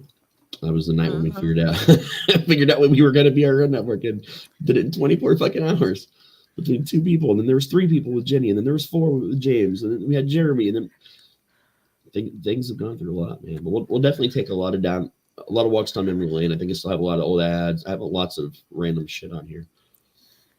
Oh yeah. How about TCIS ad we played was one of our first ads. In the same week, I made every ad in that ad, and then made that ad. That was our original lineup of shows. That's originally just what we had when we first started. It was just those shows. And now we're up to what we decided the other day. It was 13 or 14, something like that, depending on what counted as a show and what didn't. Yeah, because Outlight Radio, because Unwrapped, there's other stuff. Yeah, there's a lot. Or what's seasonal? Like there's some shows you guys haven't even seen on this network that we've had that we just haven't brought over, and yeah, we have a lot of shows. Yeah. Okay, so do you think we should? We've cleared everybody else out for the night. We're gone over 3 hours. Should we let our folks go? And I'm good with anything you'd like to do, man. We can probably hang out and bullshit amongst ourselves after. Yeah. Yeah. Yeah. Yeah. Yeah. All right. Well, we love you guys. Like for real. Like we don't talk about the mental health aspect in every show. We did a little bit today. Mostly we talked about a lot of other things. But if you guys do need anything, just know that you can reach out to us. We have a number. I think it's a text thing now. Is that what we realized the other day? Do we want to put that up? Hold on, I will find it in a second. We tried to at least put it up once during a pad itself. We didn't even do the second commercial break either. Well, we usually don't do them during these, but I just forgot. Yeah. That's always like, why? Like okay. Because I don't remember. It's okay. I've been sleeping a lot too, or trying to. Yeah. I haven't been eating. That's been the problem. Yeah, I've been having that and brain fog because I can't sleep ever. So yeah, that's the best way to contact right now, from what we've understood, the National Suicide Prevention Line. Yeah. So if you guys need that assistance, please use it. If you just need somebody to talk to, just message one of us, man. Yeah, we're pretty chill. Yeah. We'll talk about Hulk's hole and cock sauce and who knows. We can fan out about any book or TV show or movie you love. Mm-hmm. Between all of us, yeah. Wrestler. We don't care. Comic books. Strains of marijuana. There you go. And we'll have to get the Still Token guys back, Ben and Jeff, because as they said, it was the tip of the iceberg. They have so much more to share with us. That was so fun to be able to sit down and hang out with them and talk for a while, man. That was cool shit. That was awesome. Yeah. We did a lot of fun things with cool things with cool people, man. A lot of fun shit. Yeah. So do us a favor, like and subscribe if you could. Also, hop on over to our website. Hop over to our Twitch channel. If you see it in the link, show links up above, down below. We need I think 20 more people to follow us on Twitch, and then we can start getting the things where you get viewership points that accumulate just while you're there, and then they can be used for things like in the D&D games and stuff that we're going to be playing, or that we are playing. You can use them to kind of Hunger Games your way through and sponsor people, give somebody a couple extra hit points or something like that if they're not doing so good, give somebody a plus or maybe a minus to one of their next rolls just to influence the game. Give yourself a little bit of god power in the game with us. Yeah. And also here within the next week or two, we're launching Outlight Gaming officially. So we're going to have a whole gaming thing. Like you've seen me and Matt do some streams. You've seen me and Michelle do a couple streams of different games. Amina is actually going to be officially helping me lead up a lot of that to get it all set up and looking nice and all ready to go. And she's a big stream gamers. So like expect a lot of random shit. Yeah. And if any of you have suggestions, ideas, and stuff for some challenges to put Owlite Sims characters through, we're gonna work on, those of us that have Sims 4 are gonna try to build together some characters so that we can represent the Owlite network, and give us a house, and pick out a challenge, not the 100 babies challenge, because that's just silly. No one wants Nothing like 100 that. babies. And nothing that involves wicked whims, nothing like that. But Base metal is okay. yeah, things that are somewhat PG-13, maybe a little R rating if it's like a substance or a bit of violence, but nothing that goes on to we're like not going to Owlite nudity. After Dark here. Yeah, but so we can put together some people and try to see like which Owlite host will survive. Oh, dude, we can do it Big Brother style. Basically, yeah, you can set up. I have things where you can set up spotlights and all sorts of stuff. So let's do that. We'll do the Owlite Big Brother. We'll wait till Big Brother, the new season comes out this summer, and we'll launch. I'm not promising anything, people. I'm just high and talking about things, just so we're clear. It's not a promise. It's just something that would be fun or cool. I'm gonna get this. Del, you have to hurry up and get all of the Owlite hosts made on Sims 4 tonight. I've already made myself anyway. I have a pretty good version of myself, actually. But yeah. So thank you all for joining us tonight. I hope that hope everybody's doing well. And like I said, if you're not, contact the number below or contact a friend or one of us or something like that. Reach out, read something, hang out, let your brain relax for a little bit. Yeah. And have a good night. Thanks for joining us.